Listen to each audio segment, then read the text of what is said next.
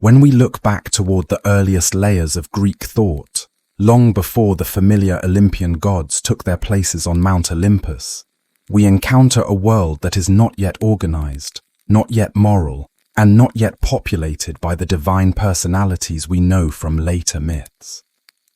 Instead, the story begins with a kind of poetic cosmology, a framework meant to explain how existence came to be and how forces like life, death, and fate entered the human imagination. These early ideas developed across centuries, shaped by oral tradition, regional storytelling, and the gradual blending of cultural influences from the wider Eastern Mediterranean. According to the earliest Greek sources, including the works attributed to Hesiod in the late 8th or early 7th century BCE, the universe began with chaos. This word did not mean disorder in the modern sense. Instead, it referred to a yawning gap, an empty space in which nothing yet had form. From this first void came the earliest primordial beings: Gaia, the personification of the earth; Tartarus, a deep abyss beneath the earth; and Eros, the concept of generative attraction. In some traditions, night and darkness also emerged at this early stage, marking the beginning of boundaries that separated light from shadow. These primordial entities were not gods in a later Olympian sense. They were forces of nature, personified mainly so that humans could speak of them, describe them, and fit them into a storytelling framework. Gaia represented more than soil and mountains. She embodied the stability and fertility of the physical world. Tartarus symbolized the hidden and terrifying depths beneath it. Night, known as Nyx, carried associations with mystery, dreams, and the thin line between the living world and whatever lay beyond it. Out of night came a series of abstract beings that reveal much about how early Greeks understood human experience. From her emerged destiny, retribution, sleep, and ultimately death. In Greek myth, death was named Thanatos, a figure who represented the natural and inevitable end of life. He was not yet tied to a structured afterlife. Instead, he appeared as a quiet, solemn force whose purpose simply was to take the final breath of mortals. His presence in the earliest levels of myth shows that the Greeks understood death not as a later invention of the gods, but as a built-in element of the cosmos from its earliest unfolding. Even in these early myths, the Greeks portrayed death and night as closely connected.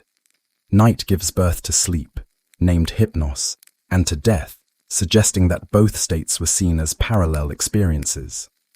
Sleep was a temporary dip into the unknown, while death was the more permanent journey from which mortals did not return. This pairing appears repeatedly in Greek poetry, where the two are described as brothers. The connection helped explain why dreams could feel like glimpses into another realm, and why the unconscious mind seemed capable of reaching into places beyond ordinary understanding. These primordial myths were shaped during a time when Greek communities were growing, trading, and adapting influences from cultures such as the Egyptians, Phoenicians, and Near Eastern kingdoms. Scholars note that the Greek idea of a layered cosmos, with heavens above and a deep place beneath the earth, may have been strengthened through contact with these cultures. But the idea of a realm for the dead, separate from the living world, likely developed more gradually. In the earliest stories, the dead simply went to the house of Hades, but long before Hades himself existed as a defined deity, the notion of an underworld was tied to the very existence of Tartarus. Tartarus began as a cosmic boundary rather than a moral destination. it was described as lying as far below the earth as the sky lay above it. This poetic measurement, though not meant literally, shows how ancient Greeks understood the vertical ordering of the universe, the heavens towering above, the earth as the human domain, and the deep dark beneath, forming the first concept of a place where forgotten or dangerous forces might dwell. It was within this early concept that the seeds of the future underworld took root. The story of the birth of death is not told through a single event.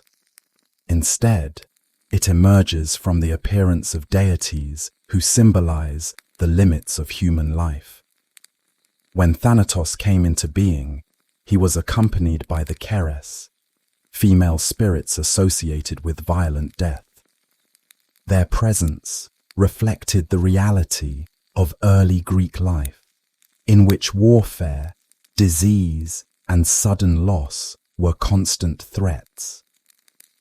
These myths provided a way for communities to articulate fear and uncertainty through narrative. They also allowed storytellers to assign personality to the unseen forces around them.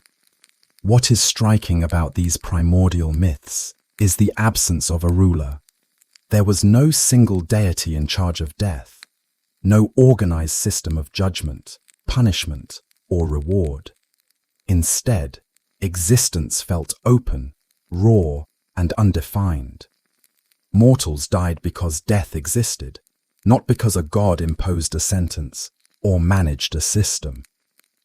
Only later, after new generations of gods rose to power, would these concepts gain structure and governance. One of the key developments in this early cosmic narrative was the emergence of Gaia as a mother figure. When she brought forth the sky, known as Uranus, their union produced many offspring, including powerful beings called Titans. These Titans would eventually reshape the framework of the cosmos and establish the conditions that allowed the Olympian gods to rise. But even at this early point, their existence hinted at the complex layering of divine authority that would come to dominate Greek myth. As the Titans multiplied, so did the tensions within the divine family.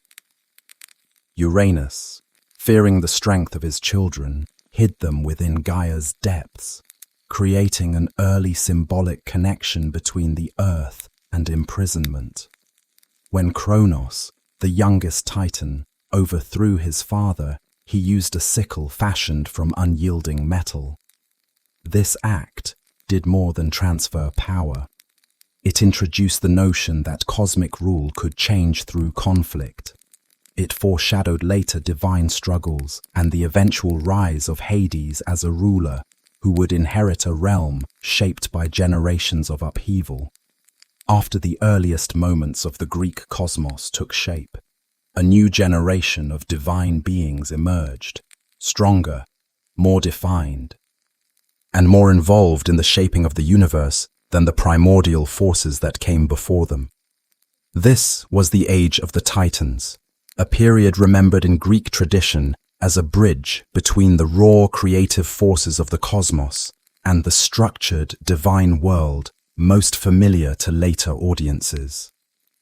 It is within this era that we first see the beginnings of a recognizable underworld, not yet ruled by Hades, but influenced by chthonic powers, early spirits of vengeance, and the shifting balance between sky, earth, and the depths below. The Titans were the children of Gaia, the earth, and Uranus, the sky. Their birth represented the first true divine family structure in Greek mythology. Unlike the primordial beings, who symbolized concepts, spaces, or natural tendencies, the Titans were more anthropomorphic, more emotionally driven, and more active in shaping cosmic events. Their emergence marks a turning point in Greek mythic thought, a transition from cosmic forces to divine personalities. Among the Titans were figures who would later influence the realms of time, memory, oceans, and light. Oceanus embodied the encircling river believed to surround the world. Hyperion represented the heavenly light, while Thea brought brilliance and radiance. Mnemosyne personified memory, eventually becoming central to poetic and historical traditions. But among all the Titans, the most consequential for the future of the underworld was Kronos, the youngest and most ambitious. Kronos grew increasingly troubled by the fear and tension that defined his father's rule. Uranus, alarmed by the power of his children, had attempted to confine them within Gaia's depths. This act created the first symbolic association between oppression and the Earth's hidden interior. Gaia, pressed by her children inside her body, felt immense strain. In response, she formed a plan that would dramatically reshape divine rule. She urged her Titan sons to stand against Uranus and free themselves. Only Kronos accepted this call to action. Armed with a sickle forged from hard, unyielding material, he attacked Uranus. This act of rebellion marked the first major transfer of power in Greek myth. With Uranus overthrown, the Titans assumed control, establishing a new divine order. Kronos took leadership, becoming the ruler during this period known as the Titan Age. This shift in authority had consequences far beyond the heavens. With Uranus no longer controlling the confines of Gaia's depths, various beings that had been trapped between the earth and sky were released into the world. Among them were the Cyclopes and the Hecatoncheires, powerful but initially rejected children of Uranus and Gaia. Their freedom signaled that buried forces, sometimes frightening, sometimes helpful, would continue to shape the cosmos. It was also during this period that new chthonic beings emerged, representing more personal and emotional aspects of divine justice. One of the most significant developments came directly from Uranus's overthrow. When his blood fell onto the earth, Gaia produced the Erinyes, also known as the Furies. These were divine agents of vengeance, known for relentlessly pursuing those who committed severe moral or family-based crimes such as murder or betrayal of kin. Their birth marks one of the earliest expressions of moral order tied to the earth and its hidden layers. The Erinyes were deeply connected to the underworld long before it developed into the structured realm described in later myths. Although they could appear in the mortal world to enforce justice, their origins, their temperaments, and their domain linked them to the chthonic sphere. They functioned as an early form of divine accountability, signaling that wrongdoing carried consequences even before a formal system of judgment existed. Their relentless pursuit of justice set the stage for later concepts of moral evaluation after death. Another important figure associated with the deep places of the earth was Nyx's offspring, especially beings like Moros, the spirit of doom, and Nemesis, the force of retribution. Though they did not rule the underworld, their presence added to the sense that the unseen world beneath the earth held powers responsible for fate, justice, and the inevitable consequences of human behavior. These beings influenced how ancient Greeks perceived the relationship between divine will and mortal life, and they reinforced the idea that the cosmos operated under forces far older than the ruling gods. While the Titan Age brought new structure, it also reinforced the Greek understanding that divine authority was precarious. Kronos lived in fear of a prophecy stating that he would be overthrown by one of his own children, just as he had overthrown his father. In an attempt to prevent this fate, he swallowed each of his children upon birth. This action shaped his legacy, and deepened his connection to the darker aspects of power. It also created a symbolic parallel to the earth swallowing and releasing forces within it, hinting at the later dynamic between the living world and the realm of the dead. This pattern of consuming his children reveals a critical aspect of the Titan Age.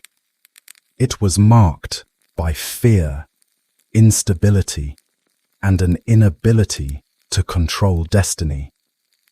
Even though Kronos ruled with considerable dominance, he could not escape the deeper laws of the cosmos. Fate, represented by entities such as the Moirai, three sisters who controlled the threads of life, operated independently of Zeus, Hades, Kronos, or any divine ruler. Their power, rooted in the earliest cosmic forces, underscored the idea that even gods were subject to boundaries they did not create. During the Titan Age, the cosmos had not yet divided into its later structured domains of sky, sea, and underworld. Kronos reigned broadly, but without the organized territories that would later be assigned to the Olympian gods. Still, the underworld continued to evolve conceptually. Tartarus remained a vast abyss beneath the earth, used not as a realm for ordinary dead, but as a place of imprisonment for divine threats. Uranus had used it to confine his children, but under Kronos, the boundaries of Tartarus became more pronounced. It existed as a place for containing forces too dangerous for the world above. The emergence of the Olympian gods represents one of the most decisive shifts in Greek mythology, signaling a transition from the unstable rule of the Titans to a new era defined by clearer hierarchies, more structured divine roles, and the beginnings of the cosmic order that would endure throughout classical Greek storytelling. At the center of this transformation is the birth of Hades and his siblings, a divine generation whose arrival would eventually reshape the heavens, the earth, and the unseen world beneath them. According to the early Greek tradition preserved in sources such as Hesiod's Theogony, the birth of the Olympians occurred during the reign of Kronos, a period already marked by fear and anxiety. Kronos had overthrown his father Uranus, but victory brought little peace. A prophecy foretold that he too would be replaced by one of his children. This prediction cast a long shadow over his reign and shaped nearly every decision he made. The Titan king feared that history would repeat itself, and this fear set the stage for the dramatic circumstances surrounding the birth of his children. Rhea, the Titaness who became Kronos' consort, gave birth to the first of the Olympian children. But each time a child was born, Kronos swallowed it whole, attempting to prevent the prophecy from coming true. This act of swallowing newborn gods is symbolic, representing a cycle of suppression and resistance that echoed earlier cosmic patterns. While Uranus had trapped his children within the earth, Kronos held his within himself, creating a different kind of imprisonment, but one with similar implications. The next generation was denied its rightful place in the cosmos. The earliest of these children included Hestia, Demeter, Hera, Hades, and Poseidon. Each of them entered the world with the divine potential to shape major natural and spiritual forces. Hades, in particular, was born into a world where no structured underworld existed. His future role had not yet been determined, but his presence marked an important step toward the eventual creation of that domain. His birth introduced another divine consciousness into the developing pantheon, one that would ultimately take on responsibilities no Titan had ever held. The pattern of swallowing each child continued until Rhea, weary of losing every newborn, sought a solution. She turned to Gaia, her mother, and Uranus, her father, for guidance. Following their advice, she retreated to the island of Crete when she was ready to give birth to her next child. There she delivered Zeus, the youngest of the Olympians and the one destined to fulfill the prophecy that haunted Kronos. To protect the infant, Rhea hid him in a cave and left him in the care of divine attendants. Some traditions describe nymphs raising the child, while armored spirits known as the Curetes clashed their weapons together to mask the sound of his cries. This combination of secrecy and protection ensured that Zeus survived undetected. To deceive Kronos, Rhea wrapped a stone in cloth and presented it to him as though it were the newborn. Kronos swallowed it, unaware of the trick. This deception allowed the new generation a chance not only to survive, but also to prepare for the struggle that would eventually determine the future shape of the cosmos. Zeus's hidden upbringing represents the first major crack in the Titans' system of control. It is the moment when the Olympian age truly begins to take form. When Zeus reached maturity, he confronted Kronos and forced him to release the swallowed siblings. Different sources describe this moment in varying levels of detail. Some tell of Metis, a goddess associated with wisdom and cunning, providing Zeus with a substance to compel Kronos to vomit. Others emphasize Zeus's personal power and determination. What matters most is the outcome. The Olympian siblings were freed from the Titans' hold, restored to their individual identities, and ready to assume roles that would transform the universe. The release of Hades and his siblings marks a critical point in the development of the underworld. Though Hades had not yet been assigned his future realm, his emergence into the world as an independent deity allowed the later cosmic division to take place. This moment gave him the agency and presence needed to accept responsibilities that no other god would claim. It also reunited the Olympian siblings, creating a cohesive group whose shared experiences of captivity would later strengthen their resolve in the coming conflict with the Titans. Once restored to life outside Kronos' body, the Olympians aligned themselves with Gaia's plan to end the Titan age. They were motivated not only by survival, but also by the sense that the cosmos required a more balanced and just system of governance than the one Kronos had enforced. Zeus proved himself to be a natural leader, uniting his siblings and calling upon other divine allies to prepare for a confrontation that would later be known as the Titanomachy. Although the Great War itself belongs to the next section, it is important to recognize that the birth and liberation of the Olympians are what made that conflict possible. In understanding Hades' early character during this period, it is essential to note that he was not yet associated with death or judgment. These roles developed later after the cosmic division. In this early stage, Hades is simply one among the new generation of gods, defined by resilience, endurance, and the shared experience of having been held captive by Kronos. These qualities would later influence how the Greeks viewed him, as a firm yet impartial ruler, someone who understood inevitability and boundaries more deeply than other gods. The liberation of the Olympians also had broader implications for the cosmic order.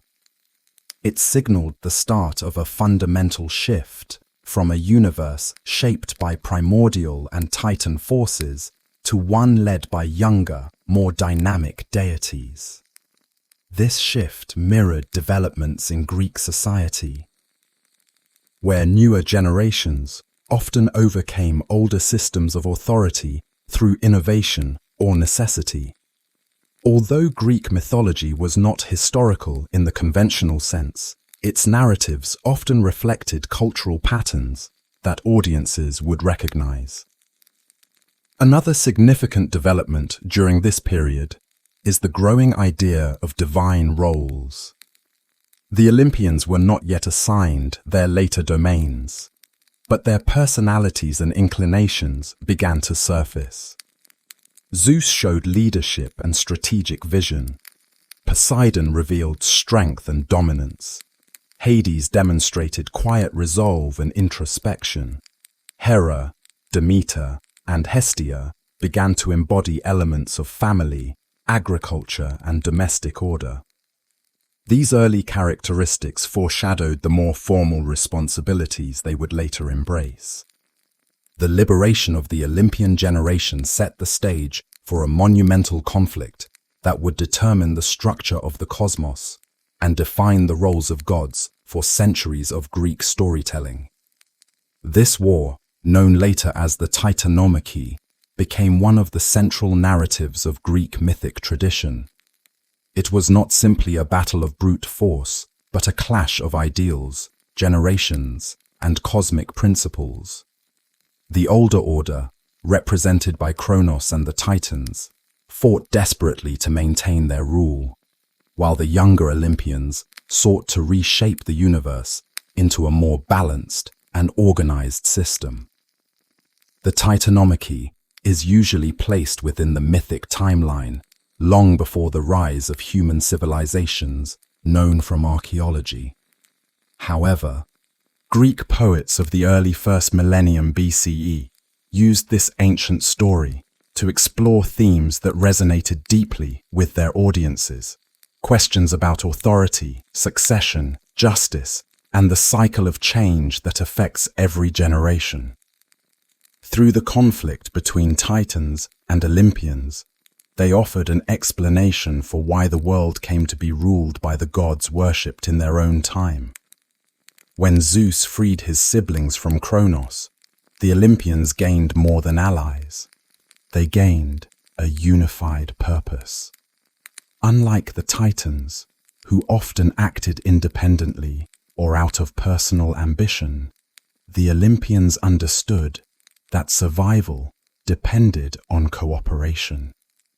Their shared history of confinement created an instinct for unity that became one of their greatest strengths. Zeus, recognized by his siblings as their natural leader, began forming alliances that would give the younger gods an advantage against their powerful adversaries.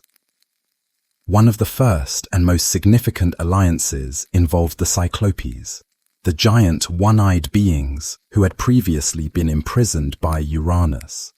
Unlike the Titans, who often feared or underestimated unusual or monstrous beings, Zeus saw in them a potential source of strength. The Cyclopes were not only physically formidable, but also skilled craftsmen, capable of forging divine weapons that could tip the balance of power. In gratitude for their freedom, they created a series of tools that became iconic in Greek mythology. For Zeus, they forged a thunderbolt, for Poseidon, a mighty trident, and for Hades, a helm that granted invisibility. These divine instruments were not merely symbols of power. They changed the tactical realities of the coming war. Another group that joined the Olympian cause was the Hecatoncheires, the 100-handed giants whose strength was immeasurable. Like the Cyclopes, they had been imprisoned by earlier generations of gods and welcomed the chance to participate in the overthrow of the Titan regime.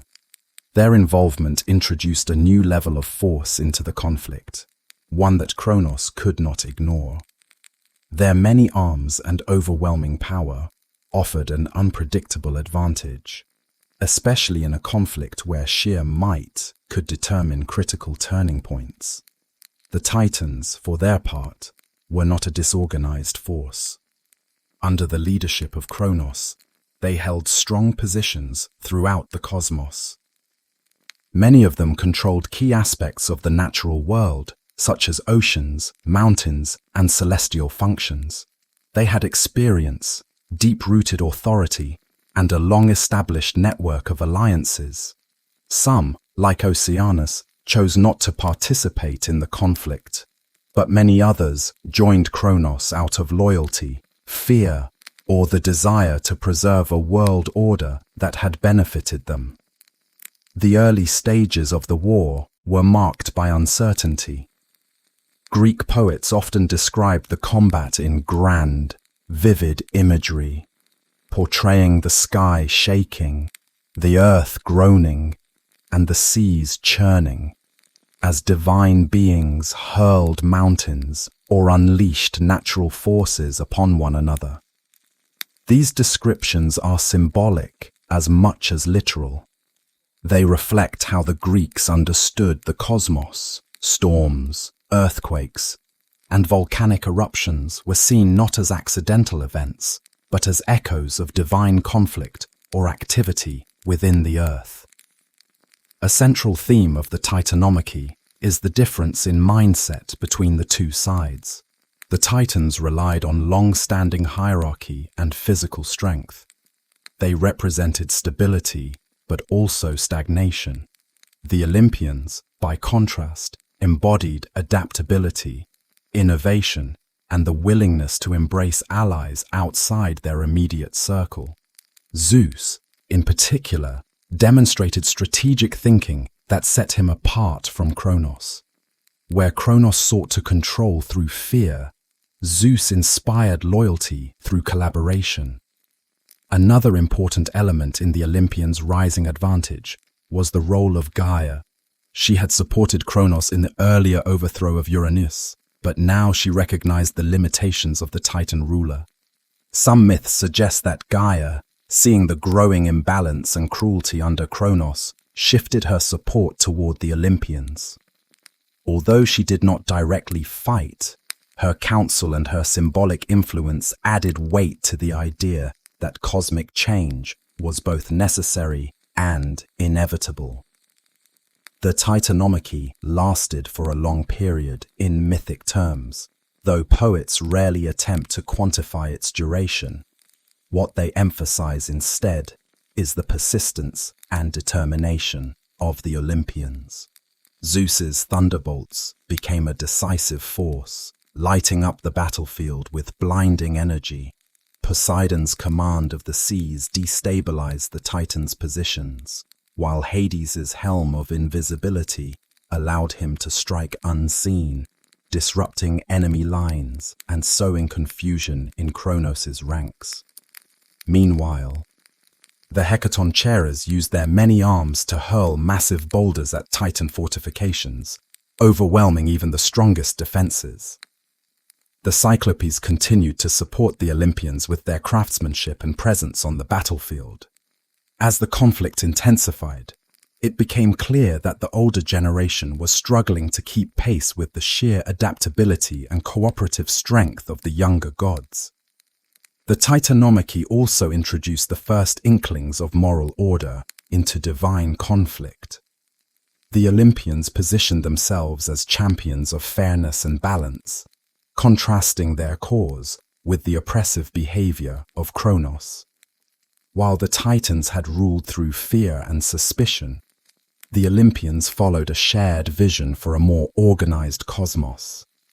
This moral framing was significant not because it reflected historical behavior, but because it shaped Greek cultural understanding of divine legitimacy.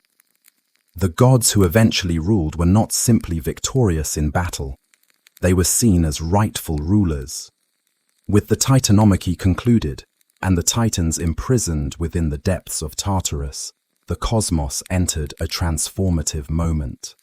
The violent struggle that had shaken the fabric of creation also left behind a universe in need of order and governance. The Olympian gods, newly victorious and united in purpose, faced the challenge of determining how power would be distributed among them. Their victory had not been achieved through individual ambition alone, but through shared effort. and now they needed a system that reflected cooperation rather than fear. It was at this crucial stage that the roles of Zeus, Poseidon, and Hades were defined, shaping the divine world for ages to come. The Greeks described the moment after the Titanomachy as a profound pause in the cosmic narrative. The universe, which had trembled under the force of storms, earthquakes, and divine fury, now stood still. The dust of battles settled, the sky cleared, the earth steadied itself, the sea calmed. In this quiet, the Olympians gathered to determine how the cosmos would be divided. They recognized that raw power alone could not sustain a balanced world. Instead, responsibility had to be distributed across clearly defined domains, each aligned with the strengths and temperaments of the gods who would rule them. According to traditional myth, the three brothers, Zeus, Poseidon, and Hades, agreed that the fairest way to determine their realms was to draw lots. This method emphasized impartiality. It removed personal bias and ensured that no one could accuse another of manipulating the outcome. The drawing of lots reflected a belief deeply rooted in Greek culture. Fate and chance were forces beyond the control of even the gods. By submitting to them, the brothers acknowledged that cosmic authority required humility as well as strength. The outcome of the drawing established the fundamental structure of the Greek universe. Zeus received the sky, where he would rule as king of gods and controller of storms, winds, and celestial order. Poseidon received the sea, becoming lord of oceans, rivers, and all waters that surrounded and nourished the earth. Hades received the realm beneath the surface of the world, the domain of the dead, and the vast, unseen spaces associated with chthonic forces. This moment marked the birth of Hades' identity as ruler of the underworld. Before this division, the concept of the underworld had existed only in primitive or symbolic form. Tartarus was a place of imprisonment, and spirits, such as Thanatos and the Erinyes, had inhabited the dark spaces beneath the earth. But there was no structured kingdom, no designated ruler, and no organized system to manage the fate of the dead. With Hades' assignment, the underworld gained definition. It became a domain with boundaries, governance, and purpose. It is important to recognize that Hades did not receive the underworld as a punishment or as a reflection of wrongdoing.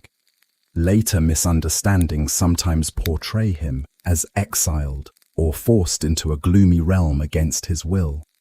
But the ancient Greek tradition does not support this. The division was fair, and all three realms were considered equally essential to the functioning of the cosmos. Hades accepted his role with dignity and seriousness, reflecting his character as a god who valued stability and order.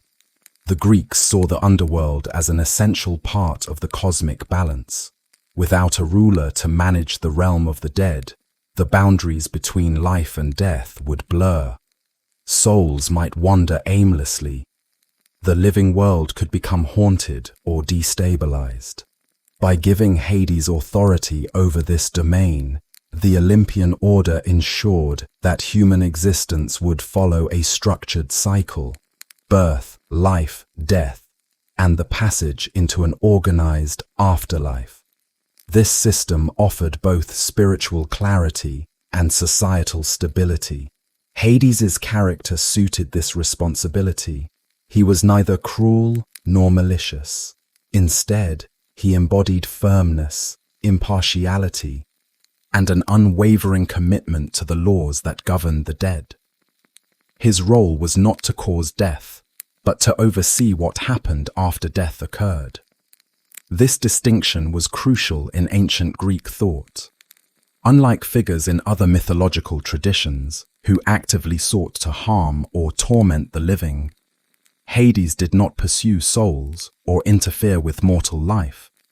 Rather, he ensured that the natural order remained intact. Another important aspect of the cosmic division was the separation of spheres of influence among the gods. Zeus's rule over the sky allowed him to oversee divine councils and enforce the general order through lightning and storms. Poseidon's command of the sea gave him influence over maritime travel, earthquakes, and coastal environments. Hades' authority over the underworld placed him in charge of burial rites, ancestral spirits, and hidden wealth beneath the earth, minerals, gems, and fertile soil. In fact, the association between Hades and subterranean riches later contributed to his alternate name, Pluton, meaning the wealthy one. Although Hades received the underworld, he still maintained equal status among his brothers. The division of realms did not create a hierarchy of moral worth. It simply distributed responsibilities according to the needs of the cosmos. This equality can be seen in the many myths where Hades interacts with Zeus and Poseidon as a peer. The underworld was not a lesser realm, but a fundamental part of the world's functioning. Without it, the balance between life and death, so central to Greek belief, would collapse. With the establishment of his domain, Hades began shaping the underworld into a structured environment. While this section focuses on the cosmic division rather than the later development of the underworld's geography and governance, it is worth noting that Hades' arrival marked the transition from a chaotic or symbolic space to a kingdom with rules, boundaries, and divine oversight. This transformation reflected the broader shift from the Titan age to the Olympian age, from instability to order, from fear to structure. The division of the cosmos also clarified the roles of other gods who would one day interact with the underworld. Hermes, for example, later became known as the psychopomp, the guide of souls who escorted the dead to Hades' realm. The Moirai, or fates, continued to operate independently, determining the length of mortal life. Thanatos, the personification of death, remained responsible for the moment of passing. But the final destination of souls fell under Hades' authority. These relationships created a web of divine cooperation that reflected the organized universe the Olympians sought to build. From a cultural perspective, the division of realms offers insight into how ancient Greeks understood cosmic harmony. They believed that the universe operated best when responsibilities were shared and clearly defined. Conflict arose not from the existence of powerful gods, but from the failure to maintain balance. By entrusting different aspects of existence to different deities, the Greeks created a mythological explanation for the natural order they observed around them.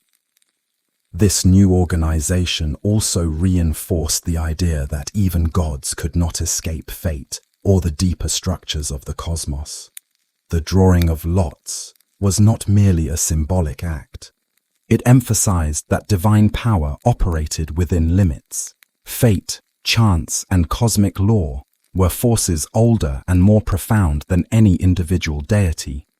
Zeus became the ruler of the sky, but even he was bound by the unseen rules established at the dawn of creation. Poseidon ruled the sea, but tides and storms still followed rhythms independent of divine command. Hades governed the underworld, but he did not control the moment of death itself. With the great division complete, and Hades formally established as ruler of the realm beneath the earth, The next chapter in the story focuses on how the underworld itself developed into a structured and recognizable domain. Before this era, the world of the dead existed only in fragments of earlier myth. Tartarus as a deep abyss, shadowy spirits drifting without clear purpose, and scattered chthonic beings associated with justice or vengeance. Now, under the authority of Hades, the underworld began to take on coherent shape. Its geography, guardians, and inner workings were defined, turning it into a place that held an essential role in Greek cosmology. This transformation did not occur all at once. Just as the Olympian gods gradually established their roles atop Mount Olympus, the underworld evolved as poets, storytellers, and religious traditions imagined what lay beneath the surface of the earth. Over time, the underworld became a highly detailed realm that reflected both the fears and hopes of ancient Greek society. It offered explanations for what happened after death, provided a structured path for souls, and reinforced the importance of burial rituals and moral behavior. The first task in shaping the underworld was giving it a clear boundary. The Greeks believed that the entrance to Hades' realm lay far beyond the reach of ordinary mortals. Some traditions placed it at the edge of the earth, while others located entrances in remote caves or deep ravines. Poets often describe these entrances as guarded or concealed, accessible only through paths known to gods, heroes, or the souls of the newly dead. This boundary between the living and the dead was essential. Without it, the two worlds might bleed into one another, creating chaos for both mortals and gods.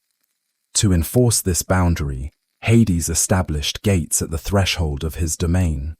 Greek poets frequently mentioned these gates in descriptions of heroic journeys or mythical descents.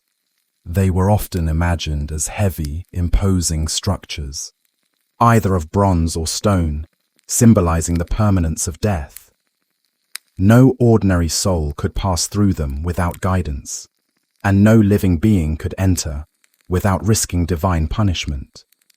The gates served not only as physical barriers, but also as metaphors for the finality of death.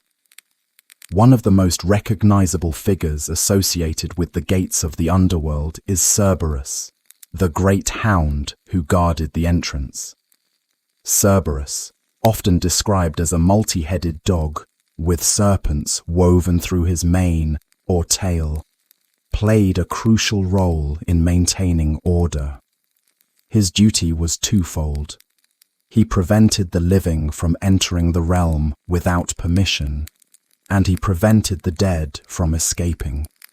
Cerberus represents the natural boundary between life and death, a reminder that once a soul passed beyond the entrance, it could not easily return. His fearsome appearance reflected the seriousness of his task, but he was not malevolent. Like Hades himself, Cerberus functioned as a guardian, not a tormentor. The underworld soon developed a complex internal geography. While earlier myths had spoken only of Tartarus, this new era introduced a landscape made up of distinct regions, each serving a different purpose. The realm began with an arrival area where souls gathered after crossing its threshold. This region was typically imagined as a shadowy plain, neither joyful nor painful, but unfamiliar and unsettling. It was here that newly deceased souls first confronted the reality of their transition. One of the most important features of the underworld's geography was its network of rivers. These rivers were not merely bodies of water, but symbolic boundaries, each representing different aspects of death and the human condition. The river Styx became the best known among them. It marked a sacred border, and oaths sworn upon it were considered unbreakable even by the gods. The river Lethe, associated with forgetfulness, held deep importance in later philosophical and mystery traditions, where it came to symbolize the erasure of earthly memories before the next phase of existence. The river Acheron became known as the River of Woe, a passage that most souls had to cross before reaching deeper regions. Other rivers, such as Cocytus and Phlegethon, symbolized lamentation and fire, adding emotional and elemental depth to the underworld's landscape. Charon, the ferryman of the dead, emerged as one of the most essential figures in the underworld. He guided souls across the river Acheron, or the river Styx, depending on the tradition. Charon was often depicted as a weathered, stern figure who demanded payment for passage. The coin placed in the mouth of a deceased person during burial rituals symbolized this fee. These rites show how mythology influenced Greek funerary practices and reflected the belief that proper burial ensured a smooth passage into the next world. Without burial, a soul might wander the edges of the underworld indefinitely, unable to cross the river and enter Hades' domain. Once souls crossed the river, they encountered the judges of the dead.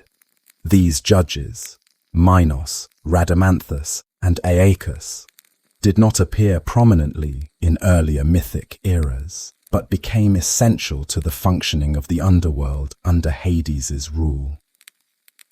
Each judge brought different qualities to the process. Rhadamanthus was known for his strict fairness, Aeacus for his sense of duty, and Minos for his balanced judgment. Together, they evaluated the lives of mortals and determined the destinations of souls.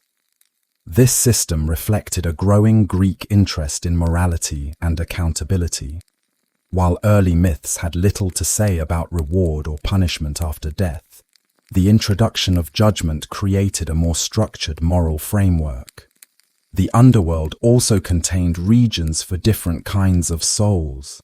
The Asphodel Meadows became the place where ordinary souls spent their afterlife. It was neither blissful nor harsh, reflecting the reality that most mortals lived moderate lives without extreme virtue or vice.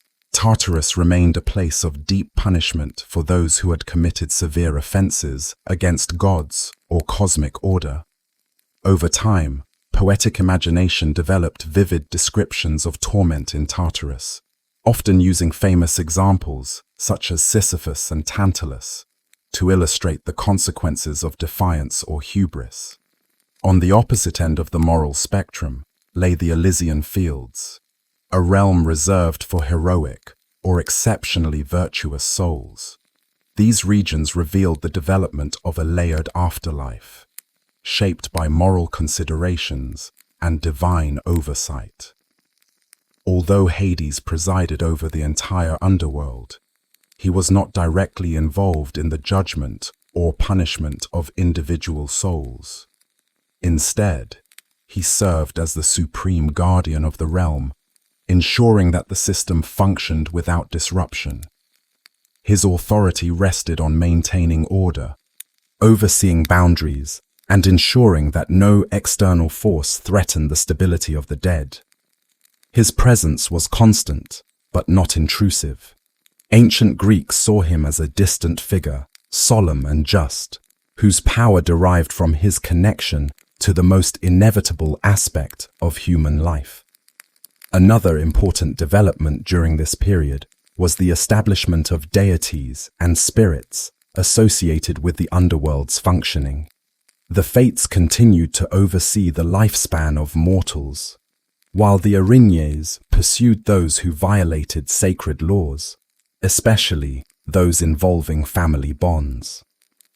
Hecate, associated with crossroads and liminal spaces, became closely connected with the underworld, often acting as a guide or intermediary.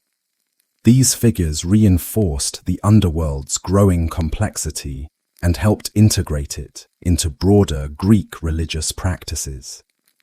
With the underworld formed into a structured realm, and Hades firmly established as its ruler, the next step in understanding his place in Greek mythology is to explore the nature of his kingship. Hades was unlike any other Olympian. His authority operated in a realm removed from sunlight, human society, and the shifting dramas of Olympus. Yet his presence was essential to the balance of the cosmos. To grasp why the Greeks viewed him with such solemn respect, and why he held a place both feared and honored, we must examine his character, his symbols, and the unique form of power he exercised. Hades emerged from the Titanomachy as part of the triumphant new generation of gods, but his role was distinct from the beginning. While Zeus shaped the heavens and Poseidon commanded the seas, Hades presided over a realm where mortals confronted the ultimate boundary of existence. This alone made him a god with responsibilities unlike any other. The Greeks saw death as an absolute condition. It marked an irreversible transition, and because this transition touched every human life, Hades was a figure deeply embedded in their understanding of fate and mortality. Hades was not a god who acted impulsively or indulged in displays of power. Unlike Zeus, who frequently intervened in mortal affairs, or Poseidon, whose storms and earthquakes were regularly felt, Hades maintained distance from the living world. His domain lay beneath the earth, and he had little reason to leave it. This separation shaped his character. He became known as a god of unwavering stability, one who enforced laws but did not interfere unnecessarily.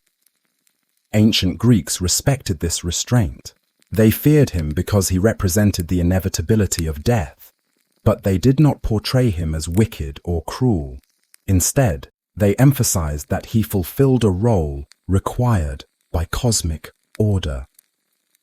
One of the clearest reflections of his character appears in how the Greeks spoke his name. They avoided saying Hades in ordinary conversation, not because the name itself was forbidden, but because invoking the god of the dead without good reason felt dangerous or disrespectful. Speaking his name too casually risked drawing attention from a deity associated with finality. As a result, euphemisms became common. One of the most prominent was Pluton, meaning the wealthy one. This title highlighted a different aspect of Hades' identity, his connection to the riches hidden beneath the earth. The Greek world depended on the soil for agriculture and on the underground for precious metals and minerals. Since Hades ruled everything below the surface, he became associated with abundance as much as with death.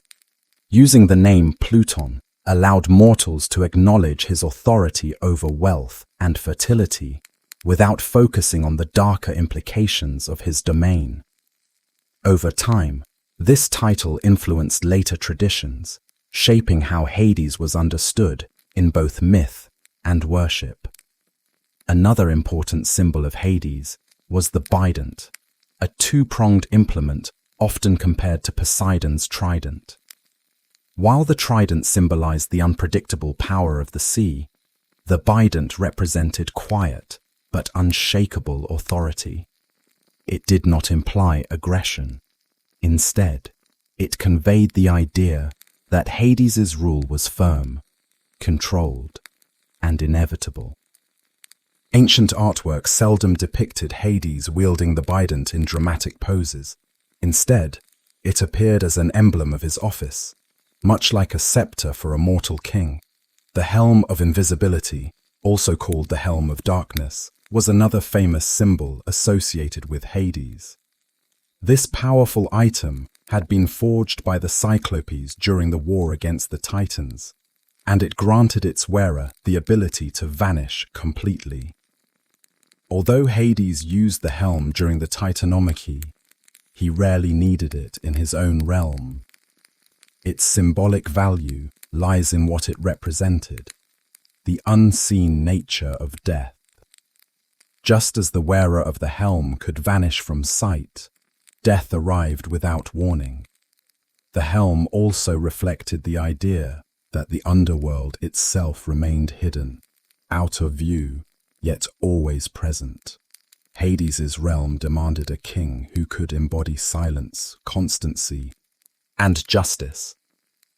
His personality reflects these qualities. Greek poets seldom described him in emotional terms. He did not share the jealousy of Hera, the rage of Poseidon, the cunning of Hermes, or the charm of Apollo. Instead, he expressed seriousness and impartiality. This emotional restraint aligned with his cosmic function.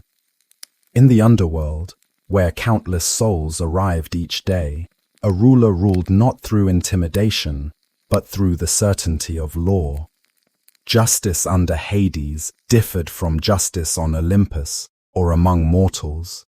Hades himself did not judge souls.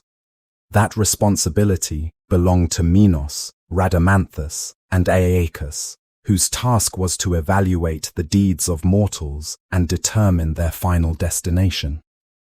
Hades stood above this process. He did not influence the judges or alter outcomes.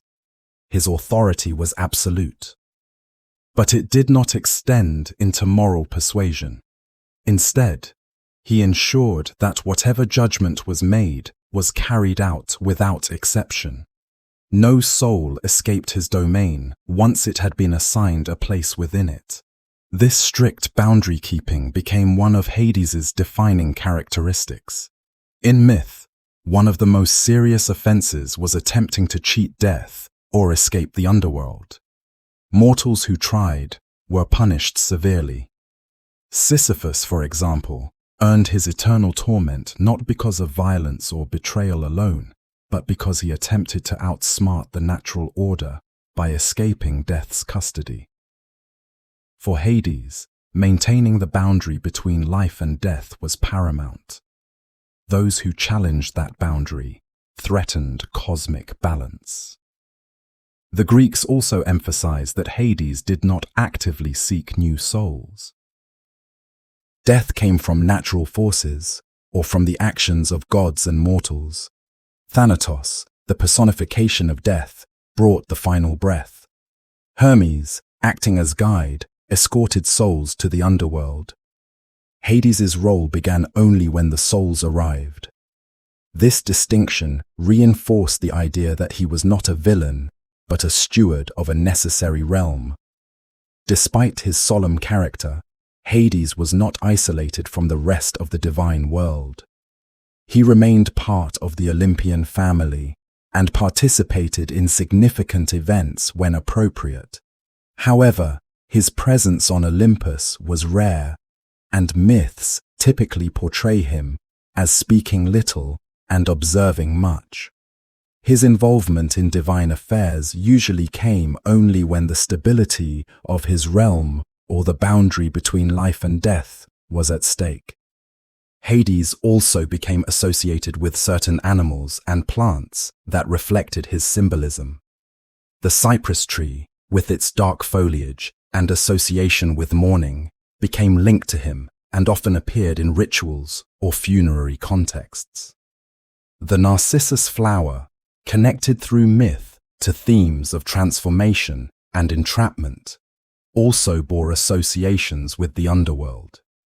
These symbols reinforce the emotional and spiritual atmosphere surrounding death in Greek culture. Among all the myths involving Hades, the story of Persephone's abduction stands as one of the most influential in shaping not only the underworld, but also the rhythms of life on Earth and the relationships among the gods. It is a story that blends divine politics, familial tension, and the cosmic cycle of nature into a single, transformative event.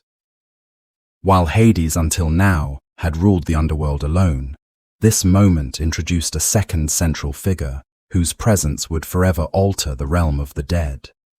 The union of Hades and Persephone created new structures, new meanings, and new religious traditions that affected Greek society for centuries.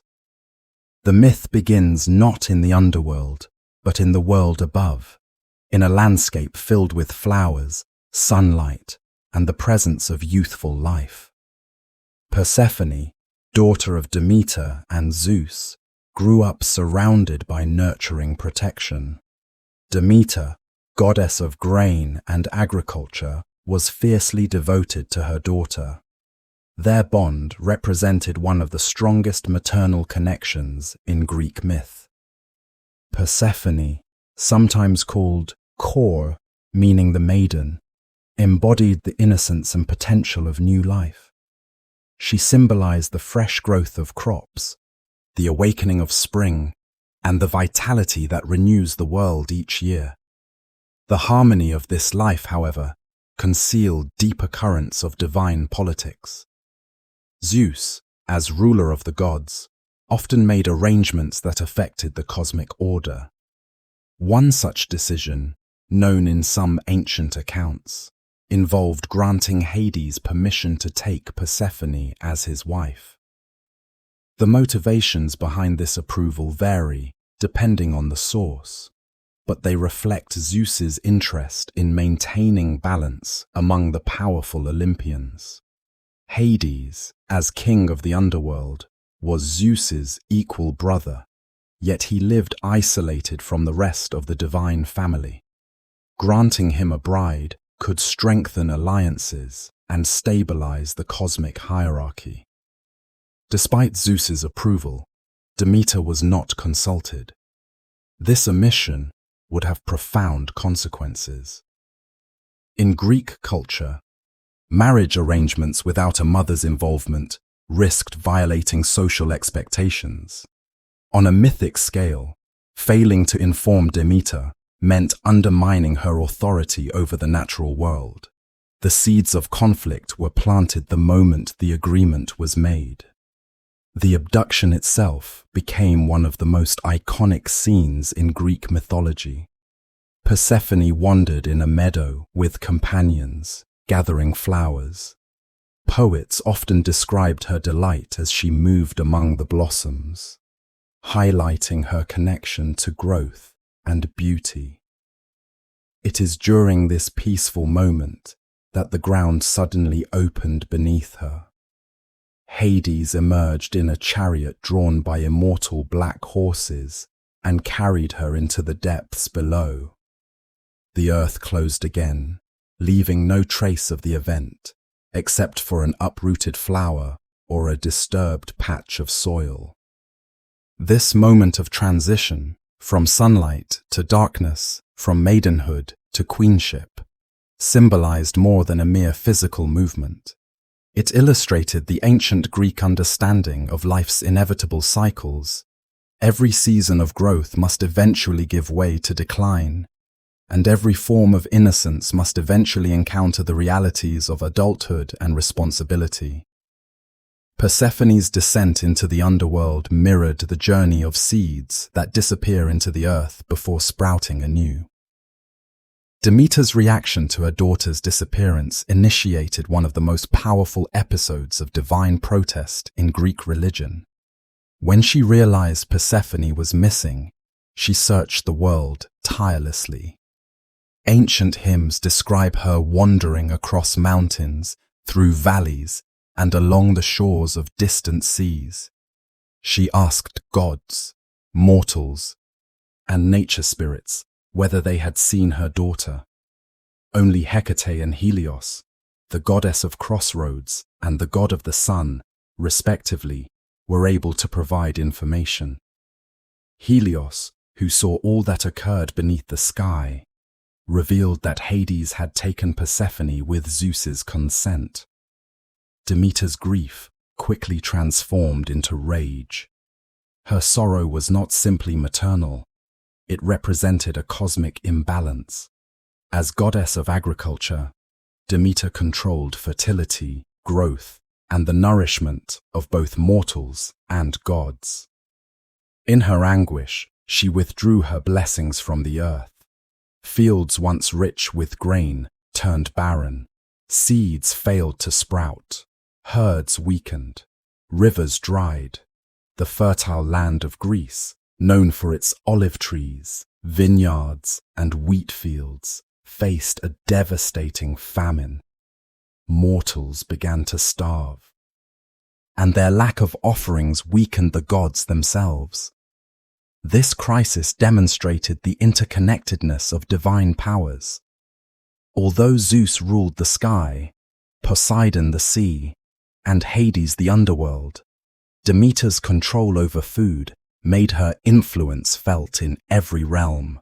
Her refusal to allow crops to grow was a direct challenge to Zeus's authority and an indirect threat to the entire cosmic order. Greek poets emphasized the seriousness of this moment by describing the earth as pale, the forests silent, and the temples empty. Without human worship, the gods risked losing their honor. Zeus could not ignore this crisis. The survival of both mortals and gods depended on restoring fertility to the earth.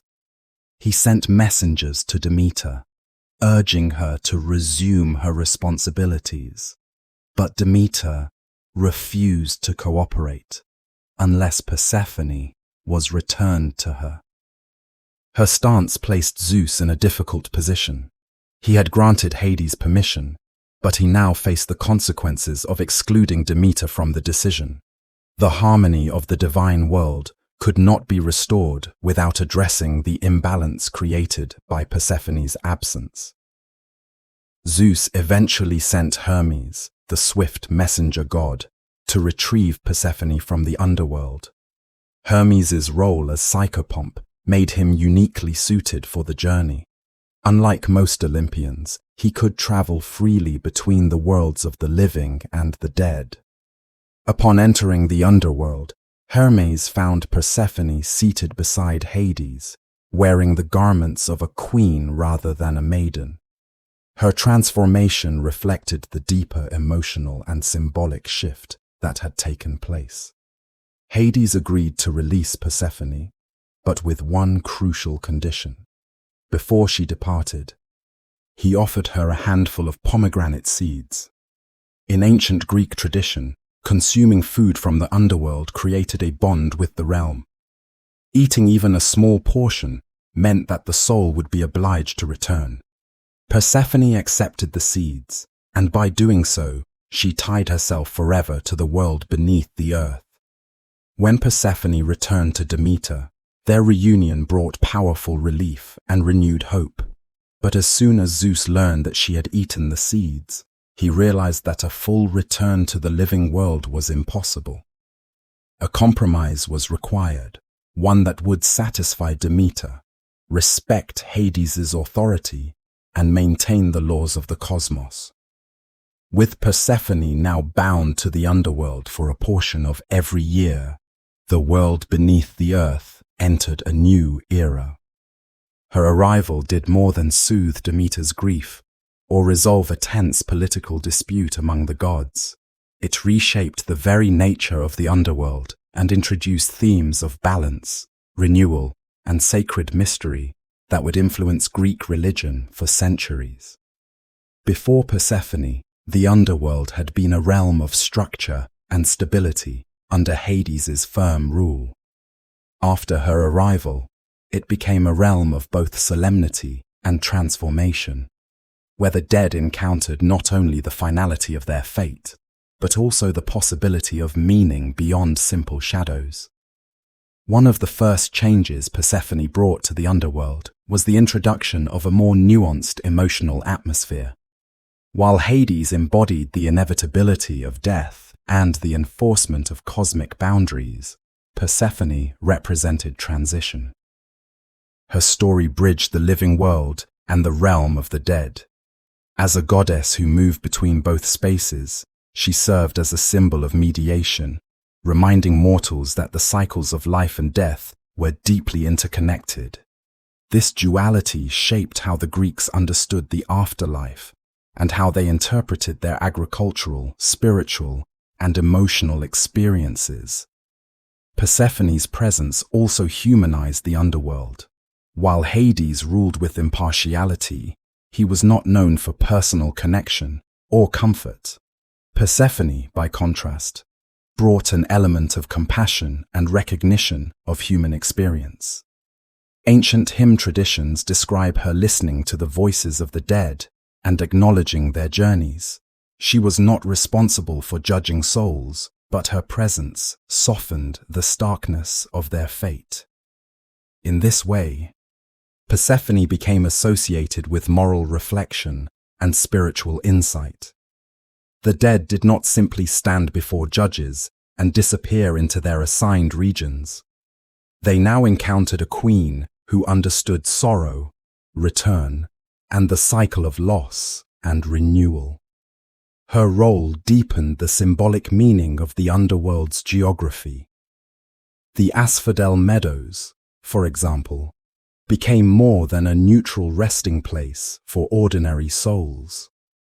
With Persephone in residence, this realm came to embody the quiet calm of existence after life's trials. It reflected her dual nature, neither harsh like Tartarus, nor blissful like the Elysian fields. Instead, it served as a space of contemplation, mirroring the role Persephone played as a figure who moved between extremes. In certain traditions, Persephone also influenced the processes connected to memory and forgetfulness within the underworld. The river Lethe, which offered forgetfulness to the newly dead, gained new meaning through her presence. The idea of forgetting one's earthly life resonated with Persephone's own seasonal cycles, in which she left behind her identity as core during her time in the underworld and then regained it upon returning to Demeter. Though not explicitly stated in earlier myths, later philosophical and religious traditions drew connections between her story and the symbolic cleansing of memories that prepared souls for new forms of existence. Persephone's influence spread beyond the underworld itself. Her story became central to the Eleusinian mysteries, one of the most important religious rites in ancient Greece.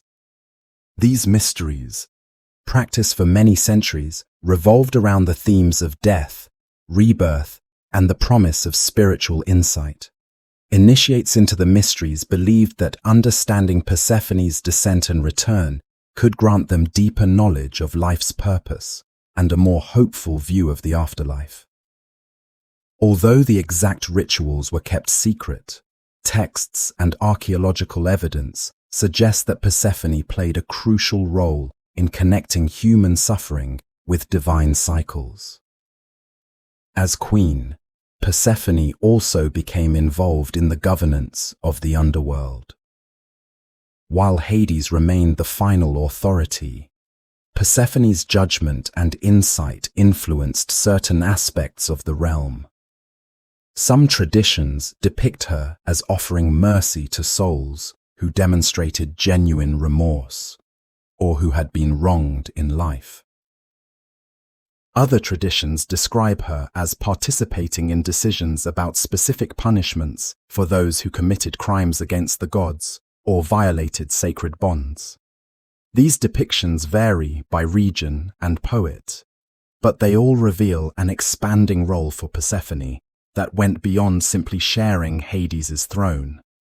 Her presence also affected the experience of the judges, Minos, Rhadamanthus, and Aeacus. Although they maintained their authority, the emotional and symbolic dimension Persephone brought to the underworld allowed their judgments to be seen not merely as legal decisions, but as moral ones. Souls judged in the presence of Persephone confronted not only the evaluation of their actions, but also the awareness of cosmic cycles that reflected the consequences of those actions. Persephone's arrival also influenced the spirits and deities associated with the underworld. Hecate, a goddess linked to thresholds and transitions, became more closely associated with Persephone. Hecate guided Persephone during her initial return to Demeter. and this act established a spiritual bond between them. In later myths, Hecate often appears as Persephone's companion in the underworld, assisting in rituals connected to transformation and offering guidance to souls navigating its depths. Additionally, the Erinyes, those relentless spirits of vengeance, became connected to Persephone's role in maintaining moral boundaries. While they continued their pursuit of those who committed grave offenses, their presence in the underworld took on new layers of meaning. With Persephone as queen, the underworld was not only a place of punishment, but also a place where cosmic justice could be understood as part of a larger emotional and spiritual cycle. Persephone also influenced the understanding of wealth within Greek culture. As queen of the underworld, she shared Hades's association with the riches hidden beneath the earth. This connection included precious minerals, gemstones, and fertile soil. In agricultural societies, soil was not merely a source of food, but a mysterious and sacred substance. Its ability to transform seeds into harvest mirrored the transformation Persephone herself underwent each year. This parallel made Persephone particularly important to farmers, who saw in her the cycle of planting, growth, harvest, and rest. Under Persephone's queenship, burial rituals took on deeper meaning. The Greeks believed that proper burial not only ensured that a soul could enter the underworld, but also honored Persephone, who oversaw the transitions of the dead. Offerings such as flowers, honey, grains, and small tokens were made to her during funerary rites. These offerings acknowledged her role in welcoming souls and guiding them into their new existence. Her influence also extended into Greek literature and artistic depictions. Vast paintings, reliefs, and temple sculptures began to portray her not only as a maiden or victim, but as a powerful queen. She was often shown seated beside Hades on a shared throne, holding symbols such as a torch, a scepter, or a sheaf of wheat. These symbols emphasized her connection to both light and darkness, death and life, decline and renewal. In many images, she appears calm and composed, reflecting her balanced nature. While Persephone's story originated in mythic tradition, it resonated deeply with the agricultural and seasonal realities of the ancient world. Her time above ground corresponded with growth and abundance. Her time below corresponded with winter and decline. This cyclical relationship gave her myth a practical and emotional relevance that few other divine stories possessed.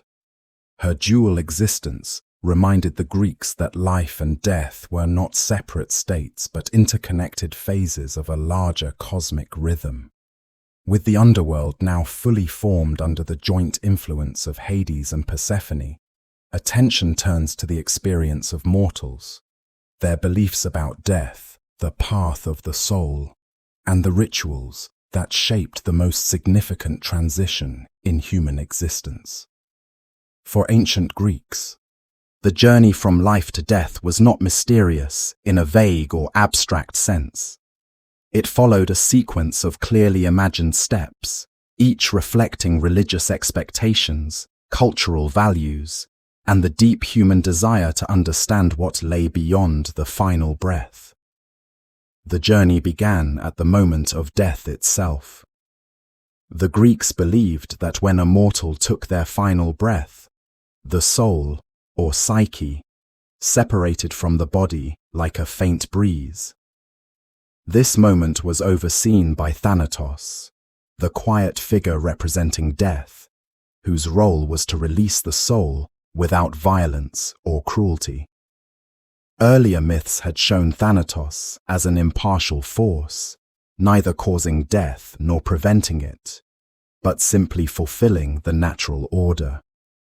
His appearance marked the beginning of the soul's departure from the mortal world. Immediately after death, the presence of Hermes in his role as psychopomp became essential. Although Hermes was known for many functions, messenger of the gods, patron of travelers, guide of commerce, his role in accompanying souls to the border of the underworld was one of his most spiritually significant responsibilities. Hermes' guidance ensured that the soul followed the correct path rather than wandering aimlessly. In this early stage, no soul could navigate the journey alone. Without Hermes, the transition risked being incomplete, leaving the spirit trapped between worlds. Before the soul could begin its journey, however, the living had to perform essential rites. Proper burial played a crucial role in Greek belief. This importance is reflected in countless myths, tragedies, and historical accounts. Failing to bury the dead was not just a personal neglect. It was a religious offense that endangered the soul's transition. An unburied soul could not cross into the underworld.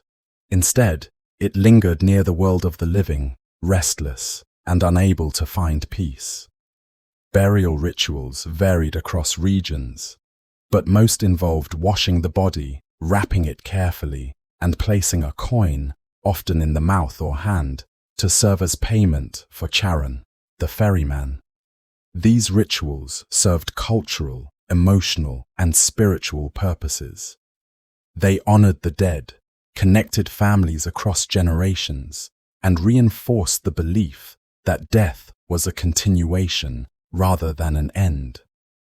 Even in times of war or social hardship, Greeks sought to bury their dead, sometimes risking their own lives to perform these sacred duties. One of the most famous examples appears in the story of Antigone, whose refusal to leave her brother unburied reveals the moral weight attached to these rites. Once the soul reached the border of the underworld, Hermes delivered it to the banks of one of the great rivers that defined the realm's entry. Whether the river was imagined as the Acheron or the Styx depended on the tradition, but its symbolic meaning remained the same.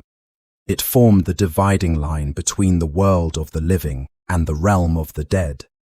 This threshold stood as one of the most significant boundaries in ancient thought. No soul could cross it without Charon's ferry, and no living being could cross it without invoking divine permission. Charon, the ferryman, accepted the coin given during burial rituals. Souls without payment, because they had been left unburied or denied proper rites, were forced to wander along the riverbank. Their presence in myth served as a warning. Neglecting burial did not only dishonor the dead, it condemned the soul to an eternity without resolution. Charon himself was sometimes depicted as stern or silent, emphasizing that he did not judge souls nor comfort them. His task was purely functional, to transport them across the waters that forever separated their past life from their new existence. After crossing the river, the soul entered the true realm of Hades, but this did not mean it passed immediately into its final resting place. Instead, it joined a flow of other souls awaiting judgment. This gathering reflected a structured system, one that mirrored civic practices in Greek society. In the mortal world, citizens assembled, heard cases, and awaited decisions during legal proceedings. Similarly, the dead awaited evaluation from divine judges. The judges, Minos, Rhadamanthus, and Aeacus, each brought distinctive qualities to the task. Rhadamanthus, known for moral rigor, often judged souls from the eastern regions of the Greek world. Aeacus, associated with justice and duty, handled souls from the west. Minos, the most authoritative, served as arbiter when cases were complex or disputed. This division of responsibility reflected the Greeks' belief in fairness, and the importance of evaluating each life carefully. The judges did not operate with written laws or rigid rules. Instead, they assessed the overall character of a soul's life, considering virtues, vices, intentions, and consequences. Greek poets often describe this judgment as neither harsh nor lenient, but balanced. It recognized human limitations while emphasizing accountability. This process had a significant impact on Greek culture, reinforcing the idea that moral behavior mattered not only in life, but also in the eternal destiny that followed. Based on the judgment, souls were directed along different paths. Some moved toward the asphodel meadows, where most deceased mortals dwelled. This region was neither joyful nor sorrowful. It reflected the common experience of humanity, lives that were neither exceptionally virtuous nor exceptionally wicked. The meadows were portrayed as vast, quiet, and filled with the gentle murmur of countless souls existing in a state of calm neutrality. Souls judged to have committed grave offenses were led to Tartarus, the deepest region of the underworld. Earlier myths had portrayed Tartarus as a prison for the Titans, but under the Olympian order, it also became a place of punishment for mortals who violated sacred laws. Tales of individuals such as Tantalus, who offended the gods through betrayal and hubris, reveal how Tartarus served as a moral warning. These stories were not meant to provide literal descriptions of punishment, but to illustrate the consequences of excessive pride, cruelty, or defiance of divine order. The rarest destination was the Elysian Fields, a realm of ease, joy, and eternal fulfillment.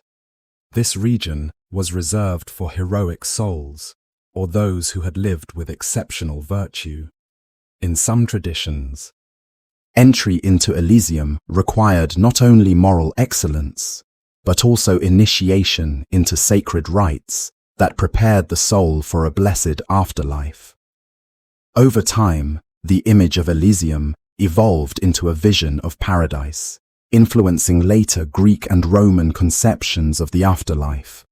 While the judges assigned souls to their destinations, Hades himself did not interfere in their decisions. His authority came into play afterward, ensuring that boundaries were upheld. No soul could leave its designated region without his consent. Stories of individuals who attempted escape, such as Sisyphus, highlight how seriously Hades took his role as guardian of cosmic order. At the same time, Persephone's presence brought nuance to this structure, reminding souls that the underworld was not solely a place of endings, but also one of reflection and transformation. The Greeks believed that the soul retained certain characteristics of its earthly life. It remembered family, homeland, and personal experiences, yet it no longer had physical needs or desires. Instead, the soul existed in a more ethereal state, shaped by memory and identity. This belief influenced Greek mourning practices. Families often visited graves, offered food, or poured libations, not because the dead physically consumed these offerings, but because such acts maintained a bond of respect and remembrance. With the soul's journey into the underworld established, we now enter the heart of its internal structure, the regions where the dead would spend eternity after judgment. These realms were not random inventions, but carefully imagined landscapes that reflected Greek ideas about justice, morality, and the nature of human life. Each region served a distinct purpose and represented a different outcome of the moral evaluation that every soul underwent. Together, they created a complex vision of the afterlife that shaped Greek storytelling, philosophy, and religious practice for many centuries. The underworld, as it had developed under the guidance of Hades and Persephone, was far from a uniform landscape. Instead, it resembled a vast territory divided into zones that corresponded to the character and choices of the souls who entered. This structure helped the Greeks make sense of the moral order of the universe.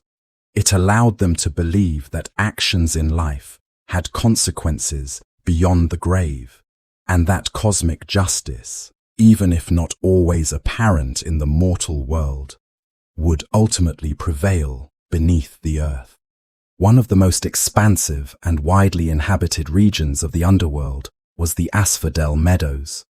This area served as the dwelling place for the majority of souls, ordinary people who had lived lives without great heroism or great evil. The Asphodel Meadows were neither a reward nor a punishment. They were a calm, neutral space that reflected the reality that most lives are lived somewhere between extremes.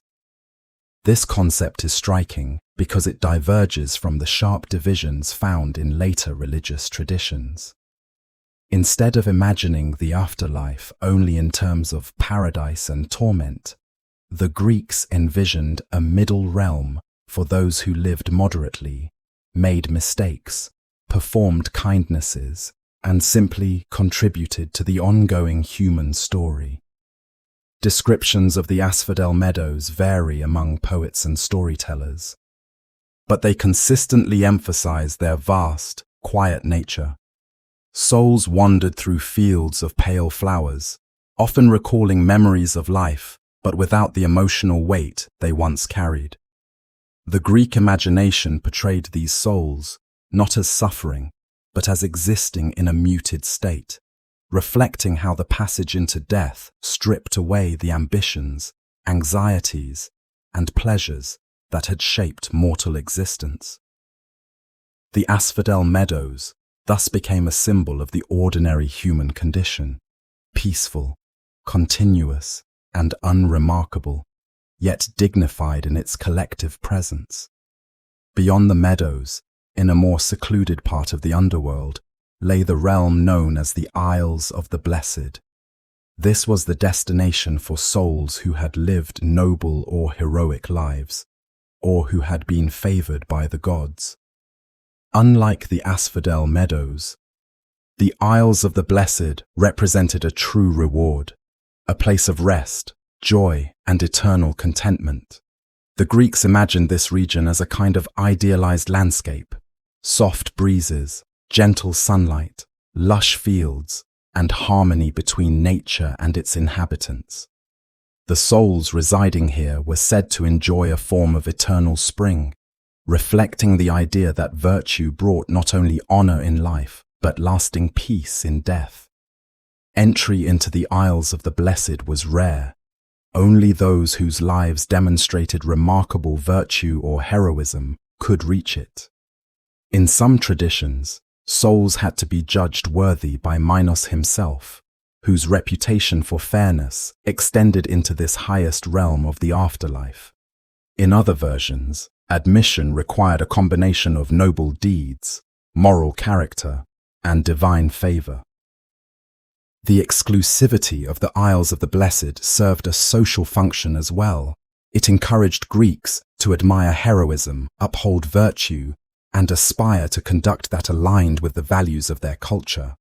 Some philosophical traditions later expanded this idea, suggesting that souls could earn their place in the Isles after being reincarnated several times and proving themselves in each life.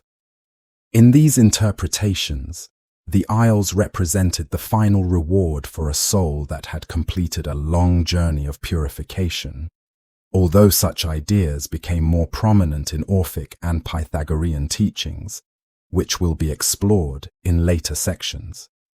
If the Isles of the Blessed represented the highest reward in the underworld, Tartarus represented the opposite extreme, a deep, distant, and imposing region reserved for those who had committed grave offenses against the gods or violated sacred laws. Tartarus had existed long before the Olympians. Originally, as a primordial space deep beneath the earth.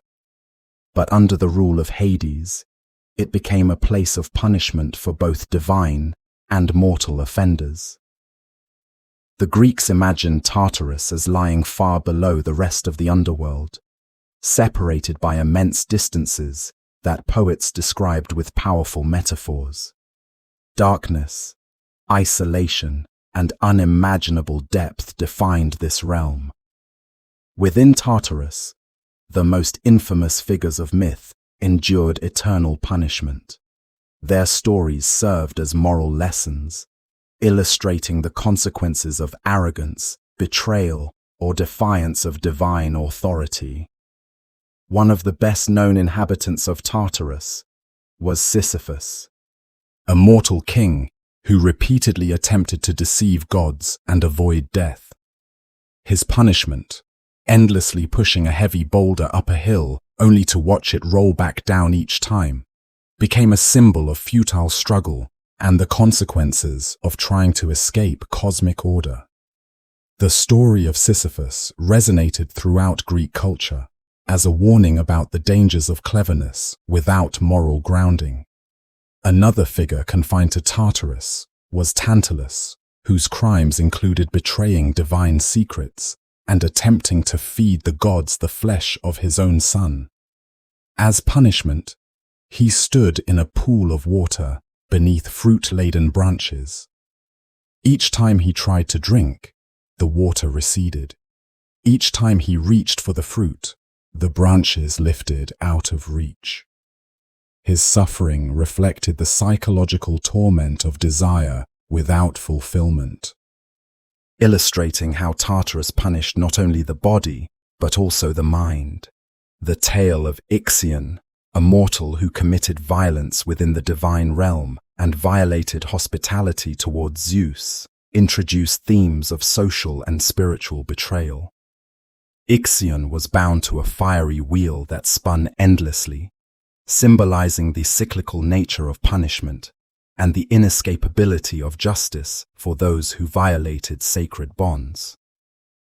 Tartarus also housed the monstrous or dangerous beings defeated by the Olympians, such as the Titans, who had opposed Zeus during the Titanomachy.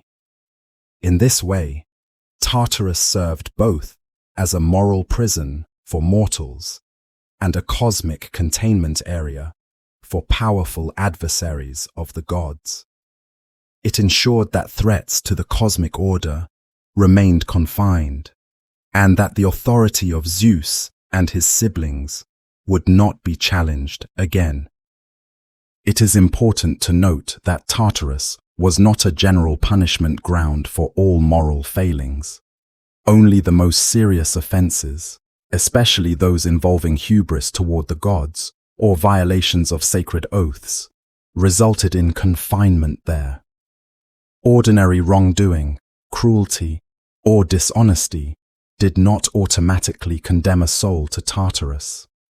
This distinction highlights the Greek view that divine punishment was reserved for acts that threatened the fabric of the universe or disrupted the harmony between mortals and gods.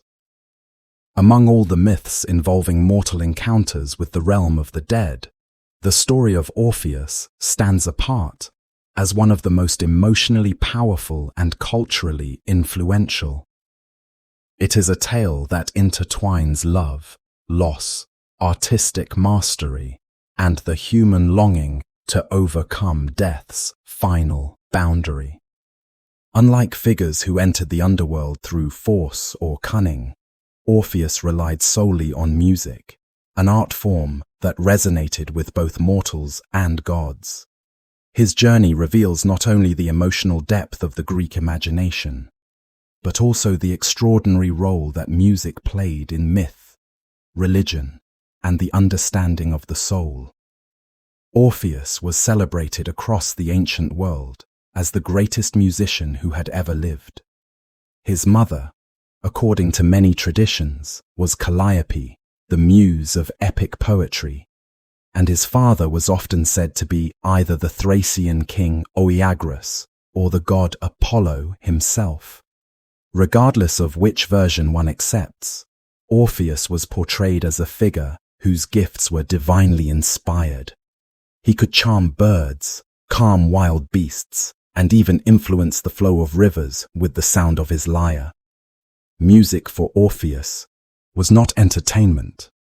It was a force capable of shaping the natural world. His life, however, was marked by tragedy. Orpheus fell deeply in love with Eurydice, a young woman admired for her beauty and grace. Their marriage seemed destined for joy, yet soon after their wedding, Eurydice died. According to most accounts, she was bitten by a serpent while fleeing from an unwanted pursuer. Her sudden death shocked Orpheus, and the grief that followed overwhelmed every part of his being. His music, once filled with brightness and vitality, became mournful and haunting. He sang of loss so powerfully that even nature itself seemed to weep. Unable to accept Eurydice's death, Orpheus resolved to do what no mortal had ever attempted: descend into the underworld and plead for her return. This decision was remarkable not only for its daring, but for what it revealed about the ancient Greek understanding of human determination in the face of divine boundaries. The underworld was a realm ruled by strict laws, guarded by Hades and Persephone. Mortals did not enter without permission, and they certainly did not retrieve the dead. Yet Orpheus believed that the power of his music might move even the unmovable. The journey began at one of the entrances to the underworld, described in various traditions as lying deep within a cavern, at the edge of a remote valley, or beneath dark mountain passages. As Orpheus descended into the shadows, he played his lyre, using music not only to express his sorrow, but to guide his own courage. When he reached the river that marked the boundary of Hades' realm, he encountered Charon, the stern ferryman. Charon, whose task was to transport souls, not the living, initially refused passage, but the beauty of Orpheus's playing softened even his hardened resolve. According to mythic tradition, Charon paused, listened, and finally agreed to carry him across. It was one of the rare moments in Greek mythology when a living mortal crossed the river by persuasion rather than divine intervention.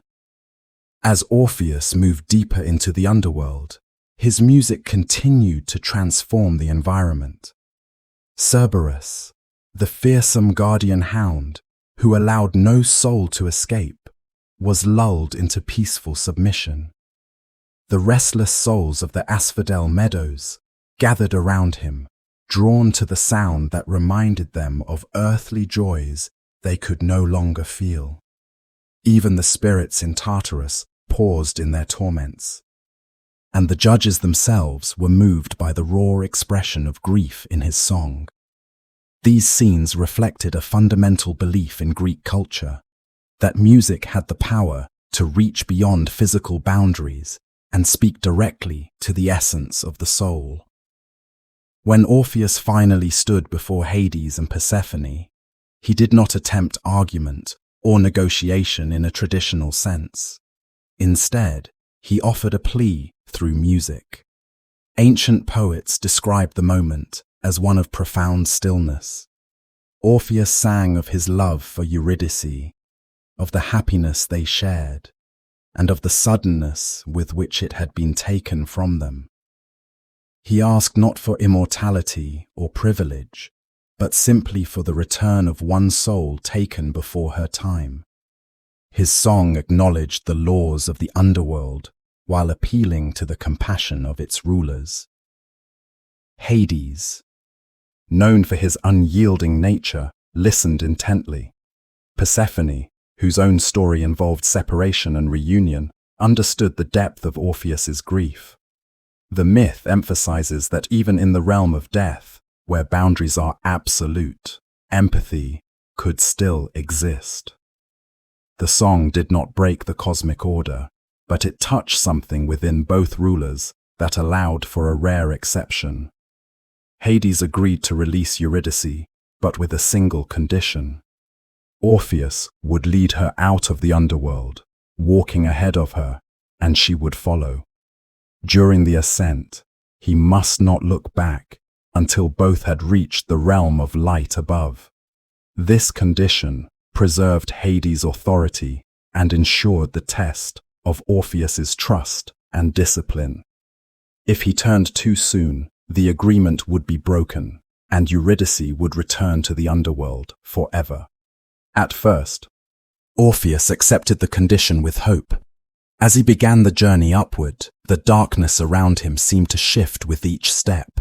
He could not hear Eurydice's footfall clearly, and the silence of the underworld pressed heavily on him. His mind, torn between love and fear, wrestled with doubt.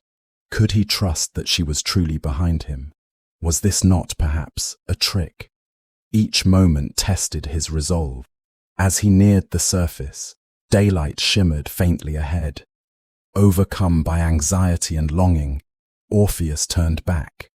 In that instant, Eurydice, who had indeed been following faithfully, faded back into the shadows. Her final whisper, according to some versions, expressed sorrow rather than anger. The boundary had been broken, and the laws of the underworld could not be overturned again. Orpheus had come closer than any mortal to reversing death, yet he had ultimately failed to trust fully in what he had been granted. Orpheus attempted to re-enter the underworld, but the gates no longer opened to him. Charon refused to ferry him across again. The power of his music, which had once softened even the harshest guardians, could not break a rule already enforced.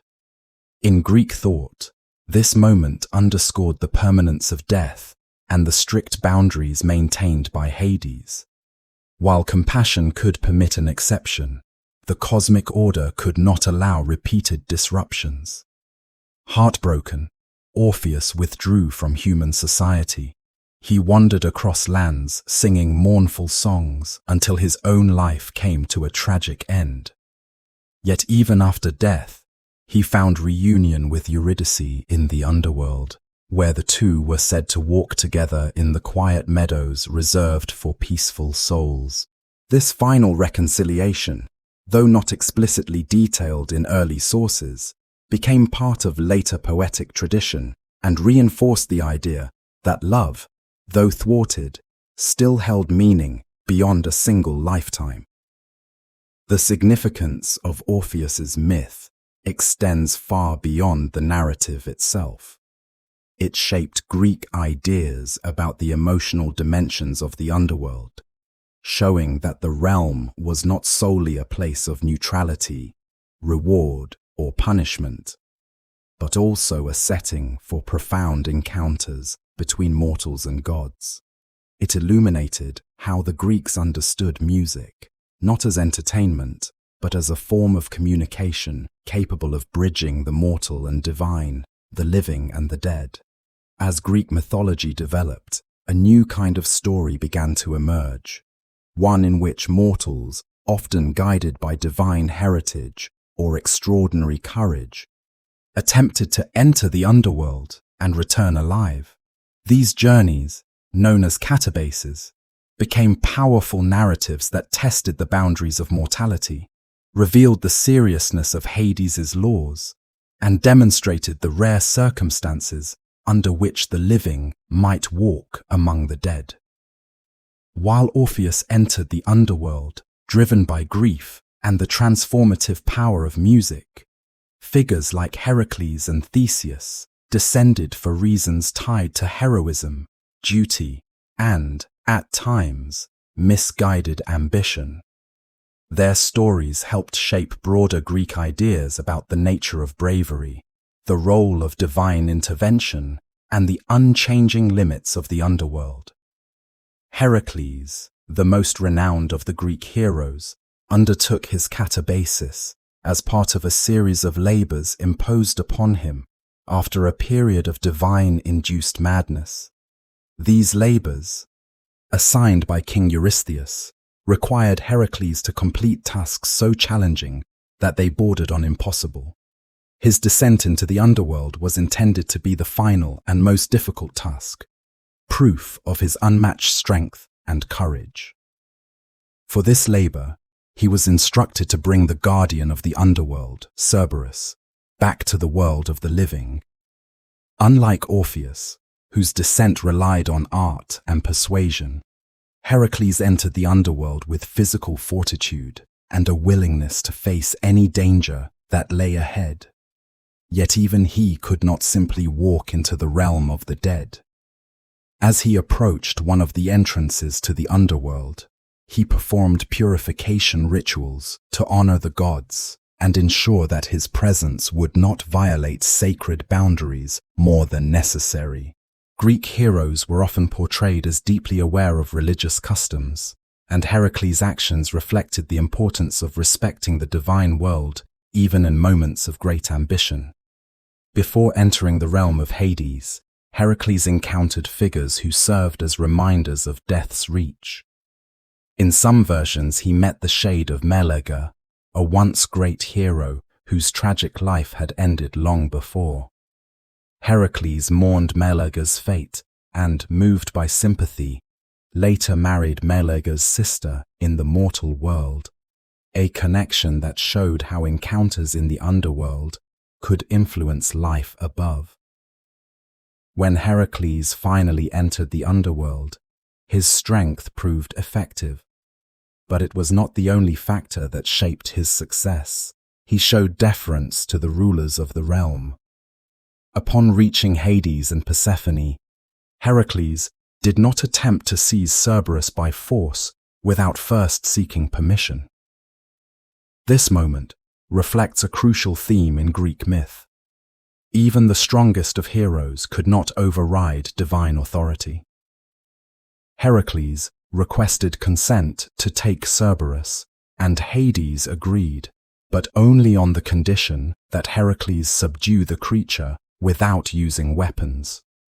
This challenge forced Heracles to rely on sheer physical might and determination. He wrestled Cerberus with his bare hands, enduring the hound's serpentine tail, snapping jaws, and overwhelming strength. Ultimately, Heracles prevailed and led Cerberus out of the underworld, presenting him to Eurystheus before returning the guardian to his rightful place. This feat demonstrated the extraordinary capability of Heracles, yet it also reinforced the inviolable boundary that even heroes could not fully break. Heracles did not steal Cerberus. He borrowed him with divine permission and returned him as required. The realm of the dead remained intact, and Hades' authority remained unchallenged. Heracles' catabasis had broader cultural implications. It represented the idea that certain individuals, endowed with exceptional qualities, could momentarily enter spaces reserved for gods and the dead. Yet these exceptions only reinforced the rule. Death was an unyielding boundary, and the underworld was not a realm to be explored casually. Heracles' success did not diminish the power of Hades. It affirmed that even the greatest mortal hero needed divine approval and adherence to cosmic law. If Heracles exemplified respectful heroism, Theseus offered a cautionary tale. Unlike Heracles, whose descent was part of his divinely sanctioned labors, Theseus entered the underworld as part of a reckless ambition. Alongside his companion Pirithous, Theseus sought to abduct Persephone, intending to make her either his own bride or Pirithous'.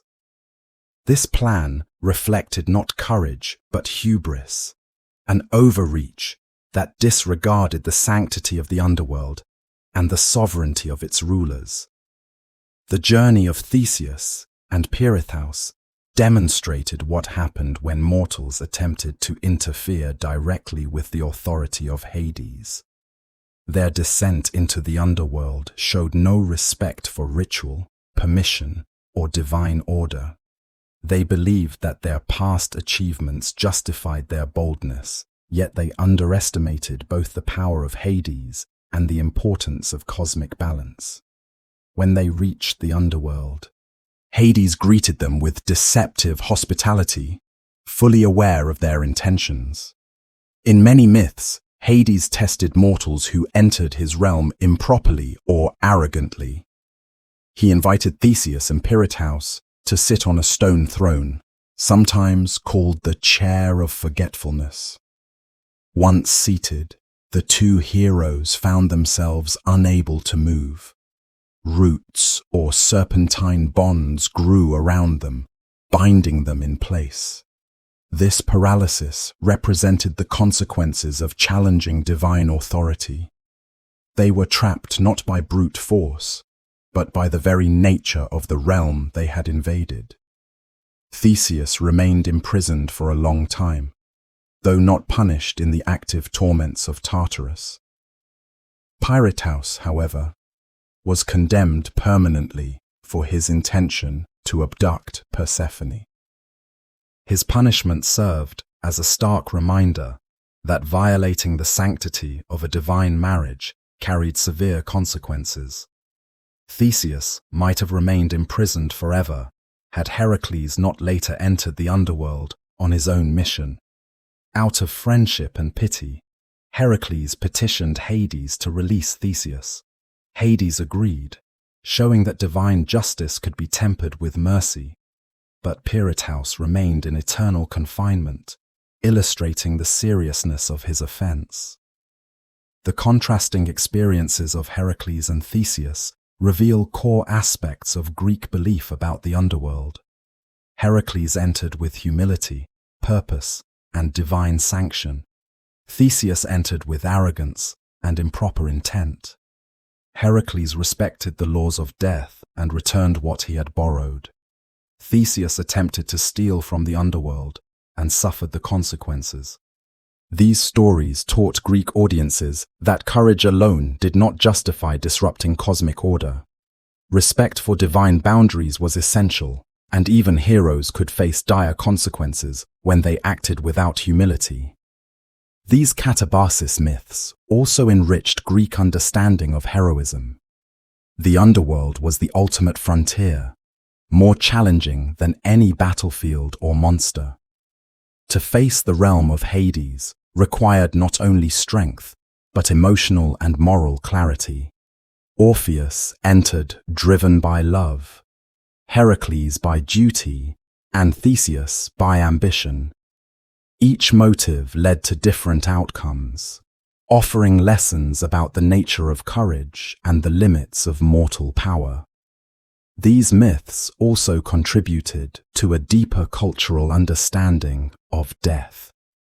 By imagining heroes walking among the dead, the Greeks could explore questions about fate, justice, and the possibility of return.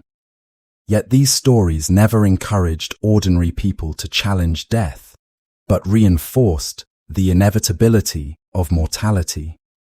Heroes acted as intermediaries, figures who tested boundaries so that society could better understand them without crossing them directly. The katabasis traditions also influenced Greek literature and theatre. Poets used the journeys of Heracles and Theseus to highlight themes of redemption, friendship, and the tension between mortal ambition and divine order. These stories became central to epic and tragic storytelling, shaping how audiences viewed the relationship between mortals and gods. As Greek society evolved, so did its understanding of the cosmos, the soul, and the meaning of death. Earlier myths had shaped the underworld as a realm of structured geography and divine authority, governed by Hades and Persephone, and inhabited by souls whose fates reflected a blend of narrative justice and poetic symbolism.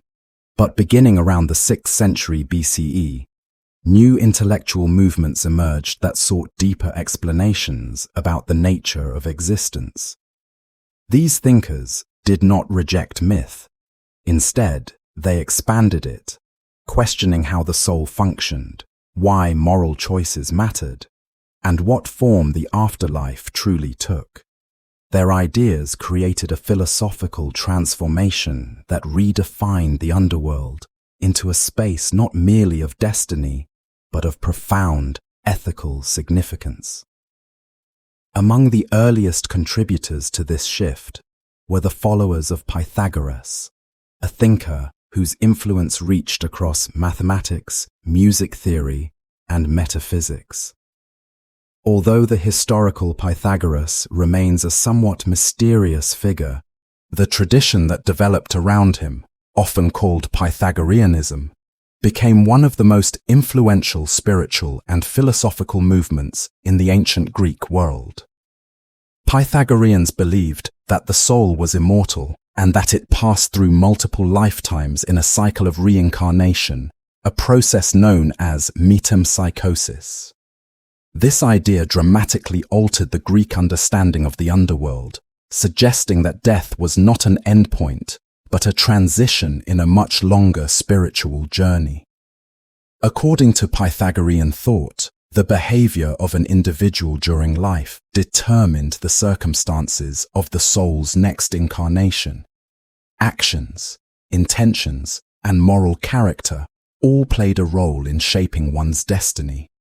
The underworld, in this framework, became a place where the soul was purified between lives, shedding impurities before returning to the world of the living. Punishment was no longer symbolic torment for mythic offenses. It became part of a spiritual system designed to help the soul improve and rise toward greater harmony. This concept introduced an early form of moral philosophy into Greek ideas about death. It encouraged individuals to cultivate virtues such as moderation, justice, and self-discipline. The Pythagoreans believed that living ethically was not merely a way to avoid punishment, but a means of aligning oneself with the deeper harmony of the universe, which they often described in terms of mathematical proportion and cosmic music. The underworld, therefore, became part of a grand cycle rather than an isolated realm of shadows. The Orphic movement, influenced by myths of Orpheus and shaped by Pythagorean ideas, further developed these spiritual concepts.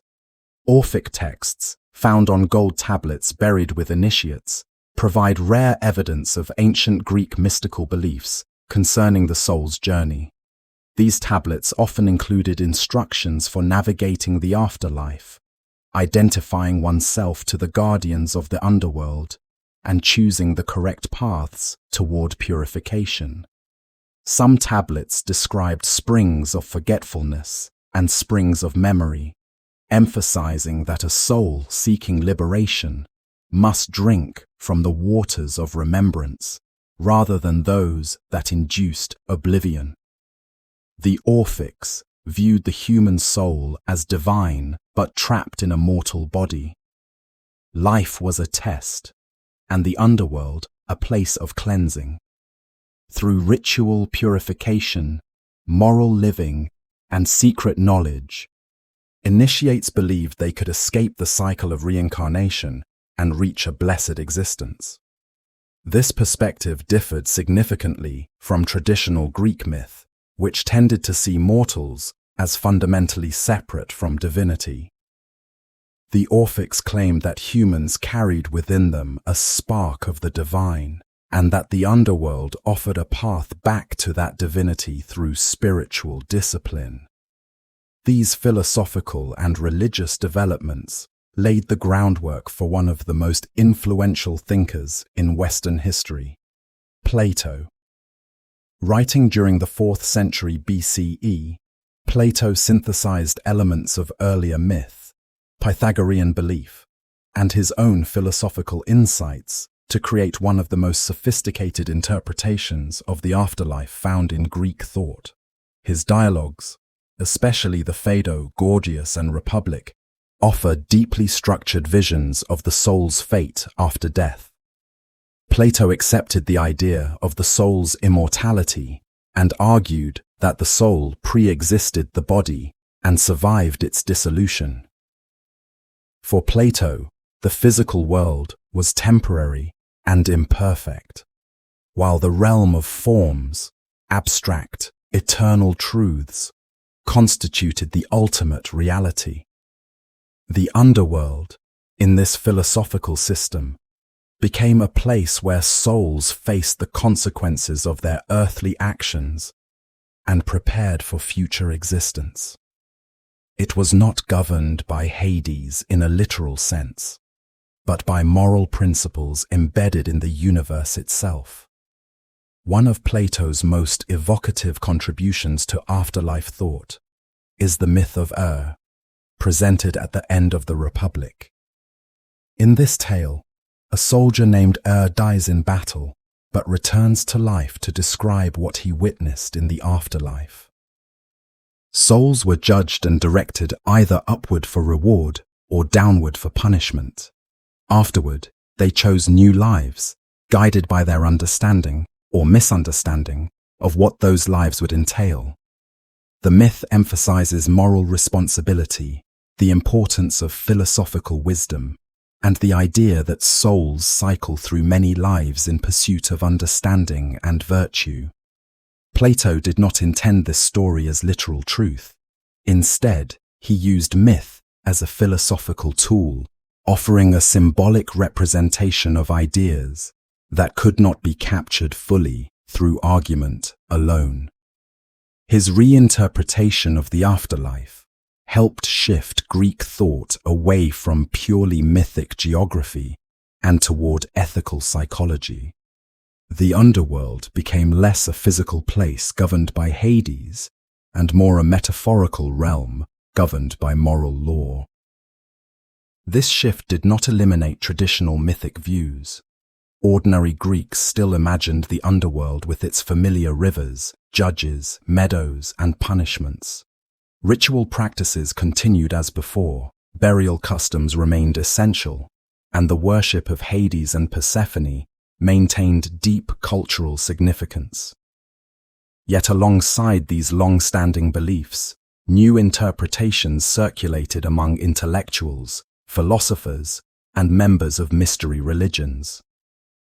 This coexistence of myth and philosophy reflects the richness of Greek spiritual life, where multiple explanations of the same cosmic realities could exist in harmony. As Greek ideas about the underworld evolved, from mythic landscapes to philosophical reflections, ordinary people continued to interact with death in deeply personal, emotional, and practical ways. Beyond the grand narratives of Hades, Persephone, and cosmic judgment, existed an entire world of ritual practices, magical traditions, and sacred sites through which mortals sought to speak with the dead, protect themselves from restless spirits, or gain knowledge from realms beyond human sight. These practices reveal how the underworld was not merely a distant realm. It was an active presence woven into daily life, feared yet respected, and approached with both caution and hope. One of the most fundamental elements of communication with the dead came through funerary rituals. Burial customs, as previously discussed, ensured the soul's safe passage into the underworld. But these rituals did not end at the moment of burial. Families continued to maintain relationships with deceased relatives through offerings, commemorations, and visits to grave sites. The Greeks believed that the dead remained aware of the living, watching over their descendants and responding to proper honors.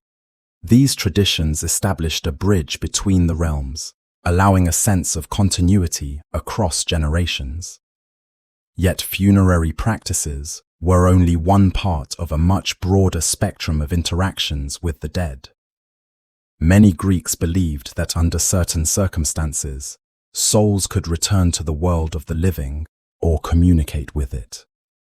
This belief was not merely based on fear, but also on the recognition that the boundary between life and death, though firm, was not entirely impermeable.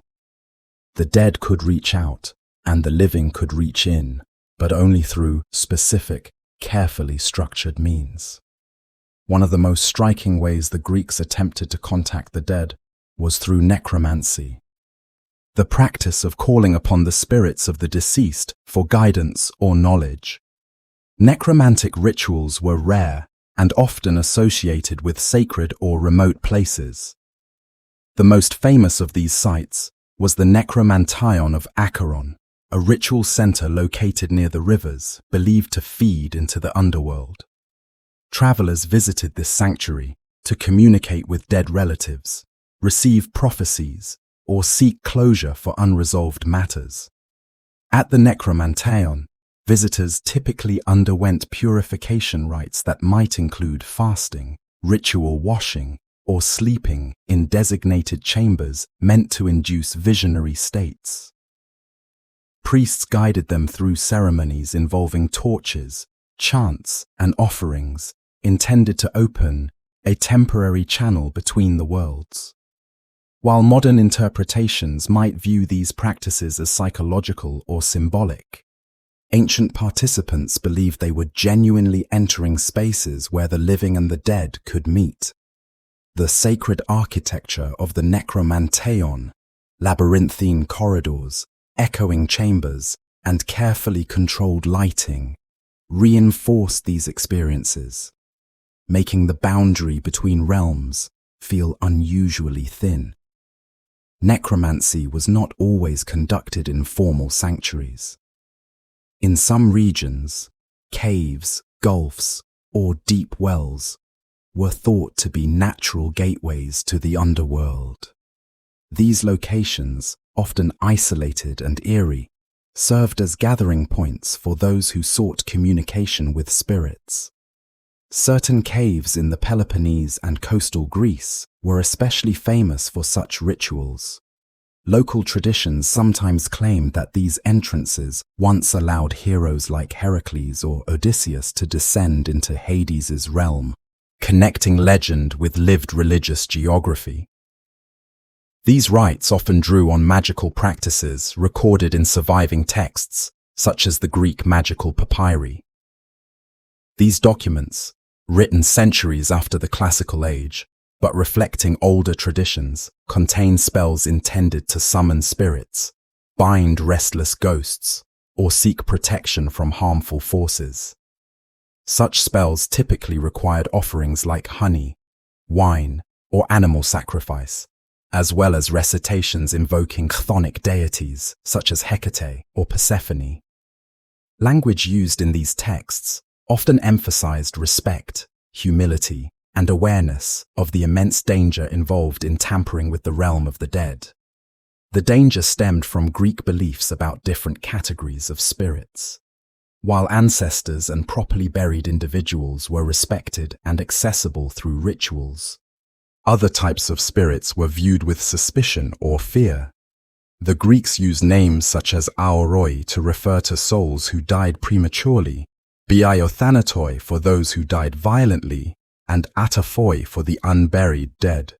These spirits were believed to be restless, unable to enter the underworld, and prone to wandering among the living.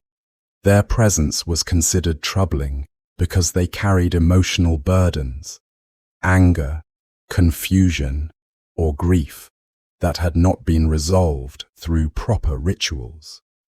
Because of this, Greeks took great care to avoid creating restless spirits.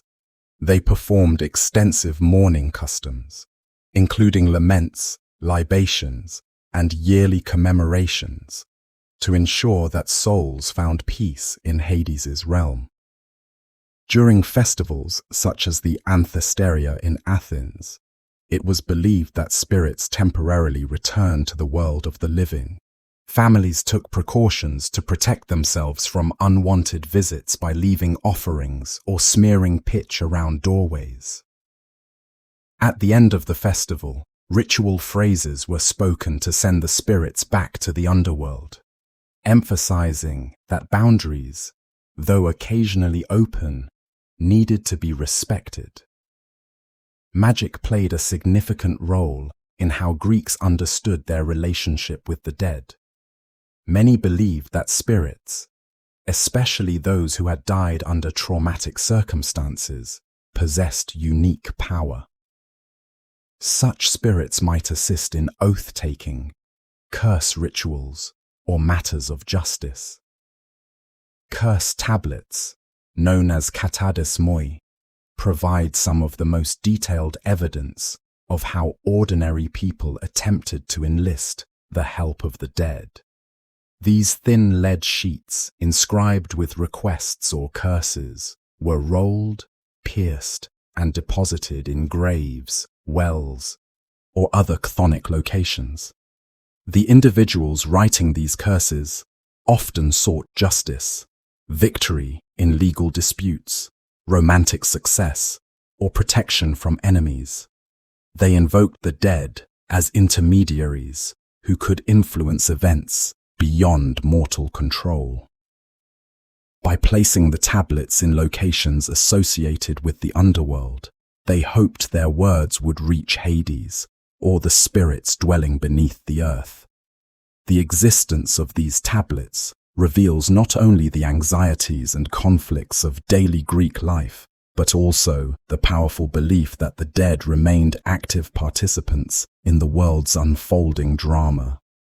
At the same time, magic and necromancy were not universally encouraged. Many Greek philosophers regarded these practices with skepticism. Thinkers like Plato warned against attempts to manipulate the spirit, arguing that such rituals distracted from true philosophical understanding and ethical living.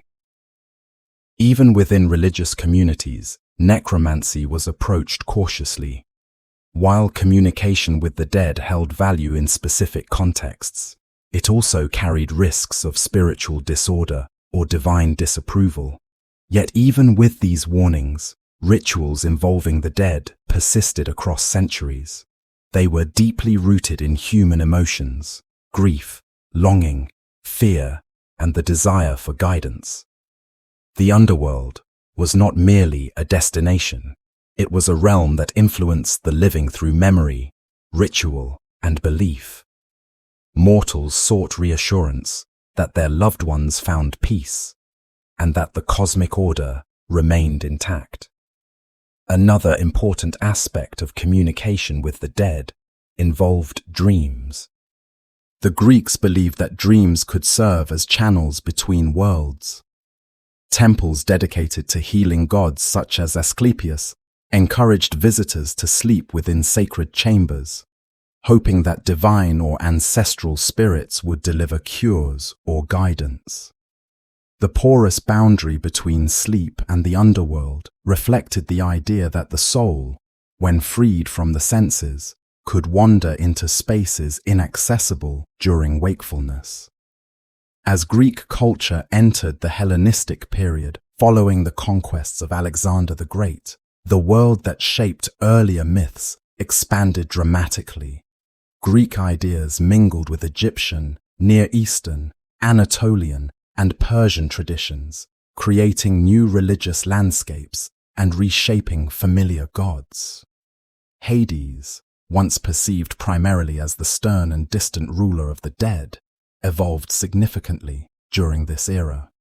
His character, symbols, and domain underwent reinterpretation as Greek thinkers and foreign cultures blended their beliefs.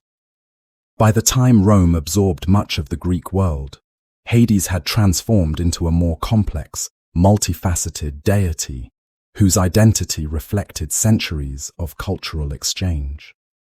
The Hellenistic period was marked by widespread mobility.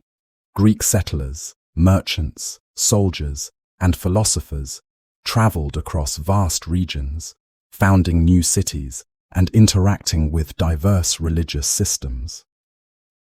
In this dynamic environment, gods associated with the earth, fertility, wealth, and the afterlife were often merged or compared with one another.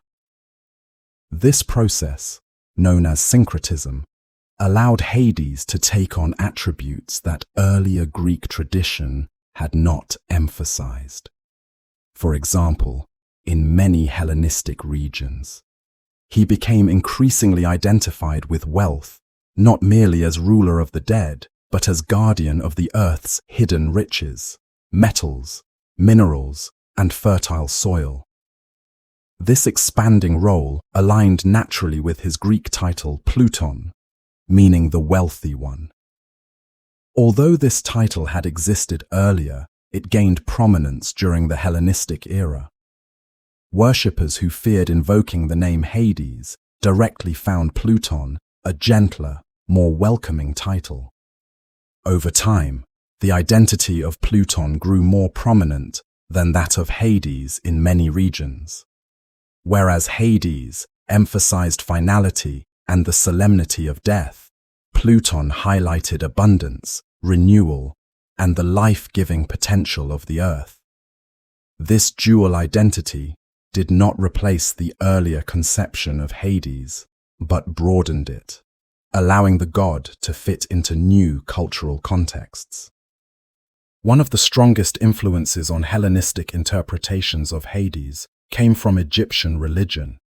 Egyptian concepts of the afterlife, especially the judgment of souls, the weighing of the heart, and the journey toward fields of eternal blessedness, had superficial similarities to Greek ideas, but also key differences. As Greeks encountered Egyptian beliefs, they saw parallels between Hades and Osiris, the Egyptian god of the dead, who also symbolized rebirth and agricultural cycles. Although the two deities remained distinct, some Greek writers began to describe Hades in more regenerative terms, influenced by Osiris's association with renewal. Another cultural influence came from Anatolia and the Near East, where ancient traditions connected the earth with both death and fertility. Deities such as the Phrygian Sabazios or the Mesopotamian Nergal shaped regional interpretations of the underworld.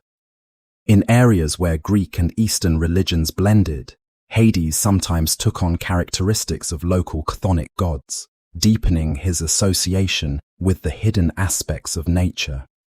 Mystery cults that flourished during this period often emphasize themes of death and rebirth, connecting these experiences to agricultural cycles. Hades, therefore, became a figure not only of solemn authority, but also of cosmic transformation. This shift in perspective affected how artists depicted Hades. Earlier images often portrayed him as stern, bearded, and enthroned in darkness. Hellenistic art, however, showed increasing warmth toward his Pluton identity. Sculptures and mosaics depicted him holding a cornucopia, symbol of abundance, or accompanied by serpents and grain, which represented the regenerative powers of the earth. These artworks suggest that worshippers saw him not solely as a frightening god, but as one who provided wealth, prosperity, and nourishment through the cycles of the soil. The rise of Orphic and Pythagorean ideas during earlier centuries also influenced Hellenistic interpretations of the underworld. These traditions, which emphasized the immortality of the soul and the possibility of purification, blended with the philosophical teachings of Plato and later thinkers. As a result, the underworld came to be viewed increasingly through moral and metaphysical lenses. Hades was no longer only a ruler who presided over the fate of souls. He became part of a deeper cosmic system in which souls journeyed, learned, and evolved. This intellectual transformation prepared the way for Roman adaptations. When Rome absorbed Greek culture, it adopted many Greek gods directly, often giving them Latin names.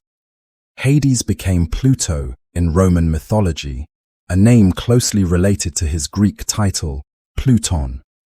As Pluto, he embodied not only the ruler of the dead, but also the wealth of the earth. The Romans, with their practical mindset and extensive mining operations, appreciated Pluto's connection to subterranean riches. Mines, caves, and volcanic regions were considered areas where Pluto's influence extended into the natural world. Roman literature also contributed to new understandings of the underworld. The poet Virgil, in his epic, Aeneid, described the hero Aeneas descending into the realm of the dead. Virgil's underworld drew upon Greek geography, rivers, judges, fields, and punishments, but presented it with a more structured moral system. The souls of the virtuous dwelled in peaceful groves, while those guilty of severe crimes endured torment. Virgil emphasized themes of duty, destiny, and the moral progression of the soul, reflecting Roman values as much as Greek tradition. Another Roman poet, Ovid, incorporated Hades and Persephone, known in Rome as Proserpina, into his Metamorphoses.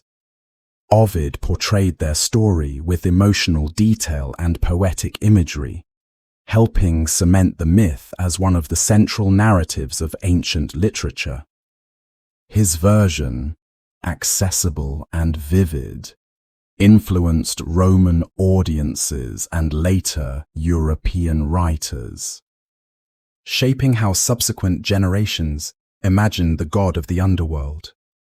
Roman religious practice also reinforced Pluto's dual identity. While he remained a figure associated with death and funerary rites, he was also invoked during agricultural festivals and in rituals meant to ensure prosperity. Certain Roman temples dedicated to Jupiter contained underground chambers used for offerings to Pluto, symbolizing the connection between sky, earth, and underworld. By integrating Pluto into civic life, Romans expanded the role of the god beyond the solemnity of traditional Greek worship. The Roman era also highlighted differences between Pluto and deities such as Orcus or Dispater. While Pluto was often viewed as a benevolent giver of wealth, Orcus represented harsher aspects of death and punishment. Dispater was sometimes associated with ancestral lineage and the deep earth. These distinctions, though subtle, reveal the complexities of Roman belief. Over time, elements of these deities blended with Pluto, creating a composite figure whose identity spanned justice, wealth, ancestry, and cosmic order. As the ancient world moved into late antiquity, the religious landscape of the Mediterranean underwent one of the most profound transitions in its history. For centuries, Greek and Roman traditions had shaped how people understood life, death, the cosmos, and the unseen forces governing the afterlife. Hades, later known more widely as Pluto, had occupied a central role in this worldview. Yet beginning around the 1st century of the Common Era, new spiritual movements, philosophical schools, and ultimately the rise of Christianity transformed how people perceived the underworld and the figure who ruled it. This shift did not erase Hades immediately, nor did it occur uniformly across the ancient world. Instead, it unfolded gradually, shaped by cultural exchange, political change, and evolving ideas about morality and salvation. One of the earliest catalysts for change came from philosophical movements that had already begun to reinterpret the afterlife in more moral and metaphysical terms. Platonic thought, for example, emphasized the immortality of the soul and the importance of ethical behavior in shaping one's destiny after death. Stoic and Epicurean philosophers contributed their own perspectives, some viewing the soul as dissolving back into nature, others proposing cosmic cycles governed by rational order. These schools did not deny the existence of Hades outright, but they gradually shifted attention away from mythic gods toward abstract principles. As educated elites increasingly embraced philosophical explanations, traditional myths lost some of their literal authority. At the same time, mystery religions continued to grow in popularity. Cults dedicated to Demeter and Persephone, Dionysus, Isis, and Mithras offered initiates personal spiritual experiences, promises of protection in the afterlife, and rituals that symbolized death and rebirth. These movements were not opposed to traditional religion. Rather, they deepened and personalized it. Yet their emphasis on salvation, purification, and personal transformation introduced themes that later aligned more closely with Christian ideas than with the older mythic structures of Hades's realm. The political transformation of the Roman world also played a role. As the Roman Empire expanded, it absorbed and reshaped local cults, merging deities or reinterpreting them according to Roman values. Pluto remained an important figure, especially in rituals involving the earth, boundaries, and ancestral spirits. But his worship tended to be more subdued than that of Olympian gods such as Jupiter or Mars. Romans respected Pluto, yet they rarely built elaborate temples for him, preferring to honor him through hidden sanctuaries and underground altars. This subtle and often indirect worship reflected lingering cultural hesitations about invoking the ruler of the dead too openly. Meanwhile, Judaism and early Christianity began spreading throughout the empire. These traditions introduced monotheistic frameworks that fundamentally differed from the polytheistic systems of Greece and Rome. Early Christians encountered Greek and Roman mythology constantly, through literature, public festivals, and civic life, and responded by reinterpreting or opposing these traditions. Instead of a pantheon of gods, Christianity offered a single, all-powerful deity governing both life and death. The underworld, once ruled by Hades, according to ancient cosmic law, now became associated with concepts of sin, spiritual separation, and divine judgment. The Greek word Hades appears in early Christian texts, including translations of the Hebrew scriptures. In these writings, Hades no longer represented the orderly realm ruled by Pluto. Instead, it became a general term for the abode of the dead, or a temporary holding place before final judgment. This reinterpretation reflected neither the Greek geography of the underworld nor its complex moral divisions. Rather, it aligned more closely with Jewish concepts such as Sheol, a shadowy place where souls awaited resurrection. Christian thinkers further transformed the meaning of Hades. For them, the ultimate consequences of moral behavior were determined not by multiple judges such as Minos or Rhadamanthus, nor by the impartial governance of Hades, but by the will of a single divine authority. Concepts like Tartarus were preserved in name but redefined in meaning. Tartarus, which in Greek myth had been a deep cavern for divine rebels and the most grievous offenders, was reinterpreted by some Christian writers as a place of punishment for fallen angels. The Apostle Peter famously described such beings as being held in Tartarus while awaiting judgment, demonstrating how older mythic terms were woven into new theological frameworks. This shift dramatically altered how people envisioned the afterlife. Instead of multiple regions reflecting differing moral conditions, asphodel meadows, Elysian fields, Isles of the Blessed, and Tartarus, Christianity divided the afterlife into two ultimate destinations, salvation or damnation. While theologians debated the nuances of these realms, the overall structure contrasted sharply with the layered, mythic geography over which Hades had presided. The underworld, once populated by spirits, heroes, and moral archetypes, now became increasingly associated with spiritual separation from God.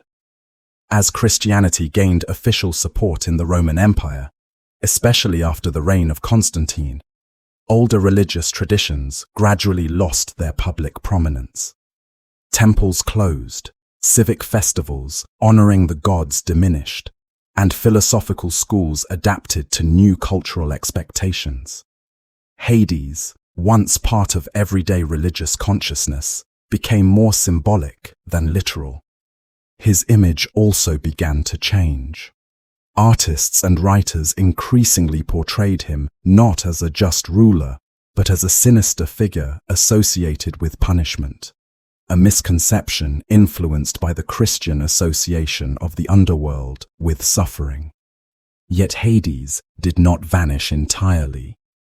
In many regions, rural communities preserved local traditions, honoring ancestors and chthonic deities. Folk tales continued to depict Hades as a powerful ruler of the dead, although sometimes blended with Christian imagery. In literature, Hades persisted as a character representing the inevitability of death, appearing in poems, epics, and dialogues. Greek and Roman scholars continued to study classical myths, ensuring that the memory of Hades remained part of intellectual life even as religious practices changed.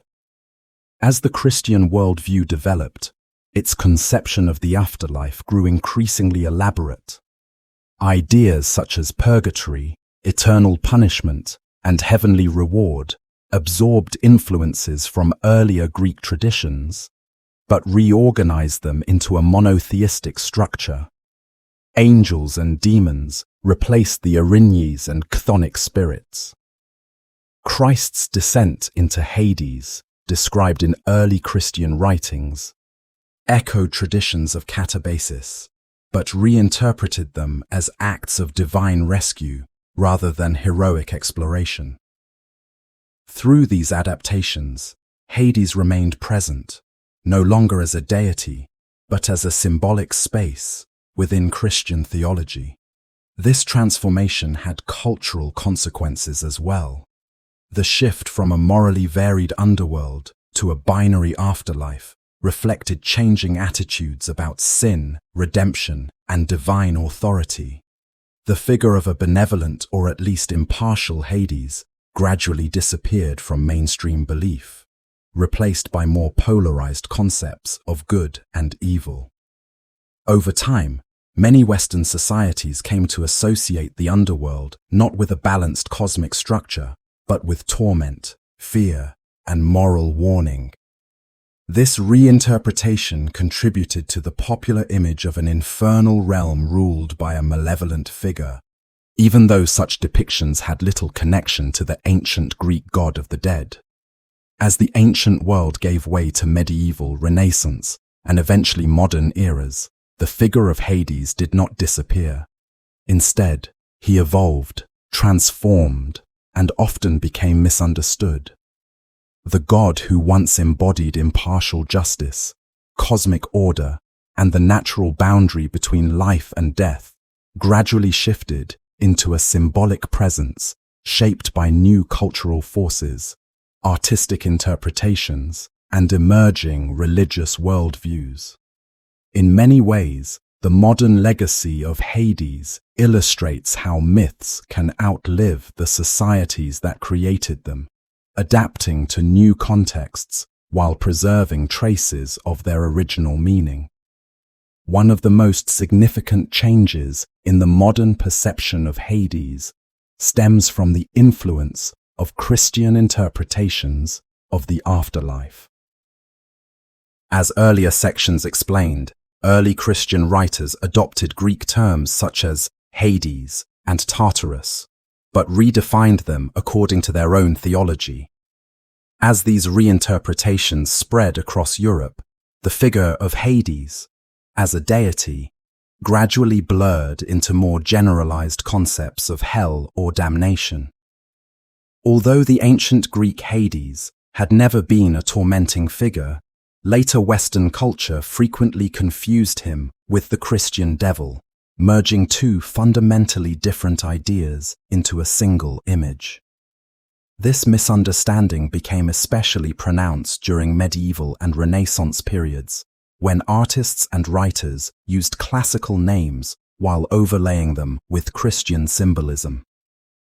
Even works that attempted to draw from Greek mythology, such as literary retellings or allegorical poems, often portrayed Hades as sinister or malevolent.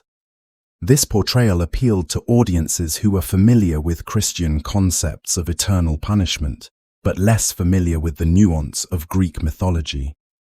Yet in many cases, misconceptions also created opportunities for reinterpretation. Renaissance artists, for example, revived interest in classical stories, including the abduction of Persephone and the journeys of Orpheus and Heracles.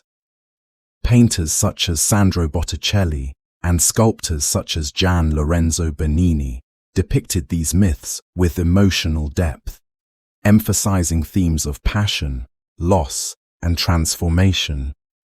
Although these works sometimes portrayed Hades with dramatic intensity, they also reintroduced the idea of the underworld as a complex realm rather than a simple space of punishment. Beyond visual art, literature played a crucial role in shaping the modern image of Hades. During the 19th century, poets and novelists rediscovered ancient myths and infused them with romantic sensibilities. Writers such as Henry Wadsworth Longfellow and Thomas Bulfinch helped popularize Greek mythology among English-speaking audiences. While their retellings sometimes blended ancient and modern elements, they also revived classical narratives in ways that emphasized universal human experiences: love, grief, courage, and the search for meaning. Hades' role in these stories varied widely. Some portrayals emphasized his solemn authority, while others softened his image, highlighting his connection to wealth, mystery, or unspoken depth. The myth of Persephone, in particular, became a symbol of seasonal change, personal transformation, and the tension between innocence and maturity. In many modern retellings, Persephone takes on a more active role, choosing to become queen rather than simply being taken. This shift reflects broader cultural changes in how mythic figures are interpreted, especially regarding agency and identity. In the 20th century, psychology offered yet another lens through which to reinterpret Hades. Thinkers such as Carl Jung explored myth as a symbolic language of the human unconscious. In this framework, Hades represented not the literal ruler of the dead, but the internal forces of introspection, memory, and transformation. The underworld became a metaphor for the subconscious, where repressed thoughts, unresolved emotions, and hidden aspects of the psyche resided. Persephone's descent and return symbolized cycles of personal growth and renewal, while the river Lethe became associated with forgetting or releasing past burdens. This psychological reinterpretation helped establish Hades as a figure associated with depth, introspection, and internal change rather than external punishment. Jungian analysts often referred to the Hades archetype as a symbol of detachment, contemplation, and the shadowy but necessary processes of the mind. In this sense, the modern legacy of Hades extended far beyond mythology, influencing therapy, literature, and popular culture. Meanwhile, The academic study of ancient religion reintroduced modern audiences to the complexity of Greek beliefs. Scholars emphasize that Hades was not a villain, but a necessary part of the cosmic order. Textbooks, museum exhibitions, and university courses helped correct misunderstandings and restore the ancient nuance lost during earlier centuries. This renewed interest in classical accuracy laid the groundwork for more thoughtful depictions of Hades in fiction and media. Popular culture in the 20th and 21st centuries embraced Greek mythology with enthusiasm, but varied greatly in fidelity to ancient sources.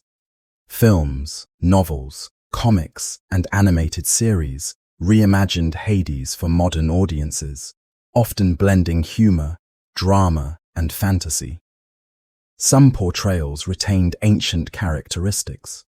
The solemn ruler of the dead, impartial and mysterious, while others adopted traits borrowed from modern interpretations of hell, portraying Hades as cunning, fiery, or demonic. These portrayals, though inaccurate, reveal how flexible mythological figures can become when adapted for entertainment. Yet not all modern depictions stray far from the ancient character. Many contemporary authors and artists emphasize the dignity and complexity of Hades. Novels focusing on Greek mythology often portray him as reserved, thoughtful, or misunderstood. The relationship between Hades and Persephone remains a frequent subject of artistic exploration, interpreted through lenses ranging from romance to empowerment to seasonal allegory. These interpretations, though creative, reflect enduring fascination with the idea of a god who governs a realm that is both feared and necessary. The underworld itself, too, continues to inspire creative reinterpretation. Modern storytellers envision it in countless ways, as a sprawling city of souls, a shadowy wilderness, a bureaucratic system, or a psychological landscape. Each reinterpretation reflects contemporary concerns, fears about mortality, questions of justice, fascination with mystery, and the universal desire to understand what lies beyond life. Video games, for example, have introduced the underworld to new generations in engaging, interactive ways. Some portray Hades as a formidable but fair ruler, others as a complex character with motivations shaped by family dynamics or cosmic responsibilities. These adaptations, while often playful, underscore the timeless appeal of ancient myths and the flexibility with which they can be reimagined. In addition to entertainment, the figure of Hades continues to influence modern religious and spiritual discussions. Although no major world religion worships him today, elements of ancient Greek thought appear in modern pagan and neo-pagan practices. Some groups honor Hades as part of reconstructed Greek rituals, viewing him not as a god of fear, but as a guardian of ancestors, a guide to hidden wisdom, and a symbol of natural cycles. This revival, though limited in scale, reflects modern efforts to reconnect with pre-Christian spiritual traditions in meaningful ways. Academic and cultural institutions also preserve Hades's legacy. Museums display artifacts depicting the god and his realm, including funerary vases, sculptural reliefs, and ancient inscriptions. These pieces provide tangible connections to the beliefs and practices that shaped ancient Greek views of life and death. Public lectures, documentaries, and scholarly books help demystify the underworld, presenting it not as a dark or frightening place, but as a vital component of ancient cosmology. Even language preserves his influence.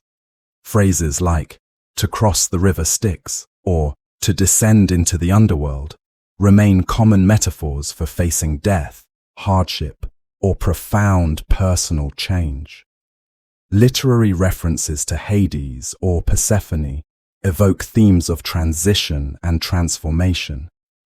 These linguistic echoes reveal how deeply ancient myths remain embedded in cultural consciousness.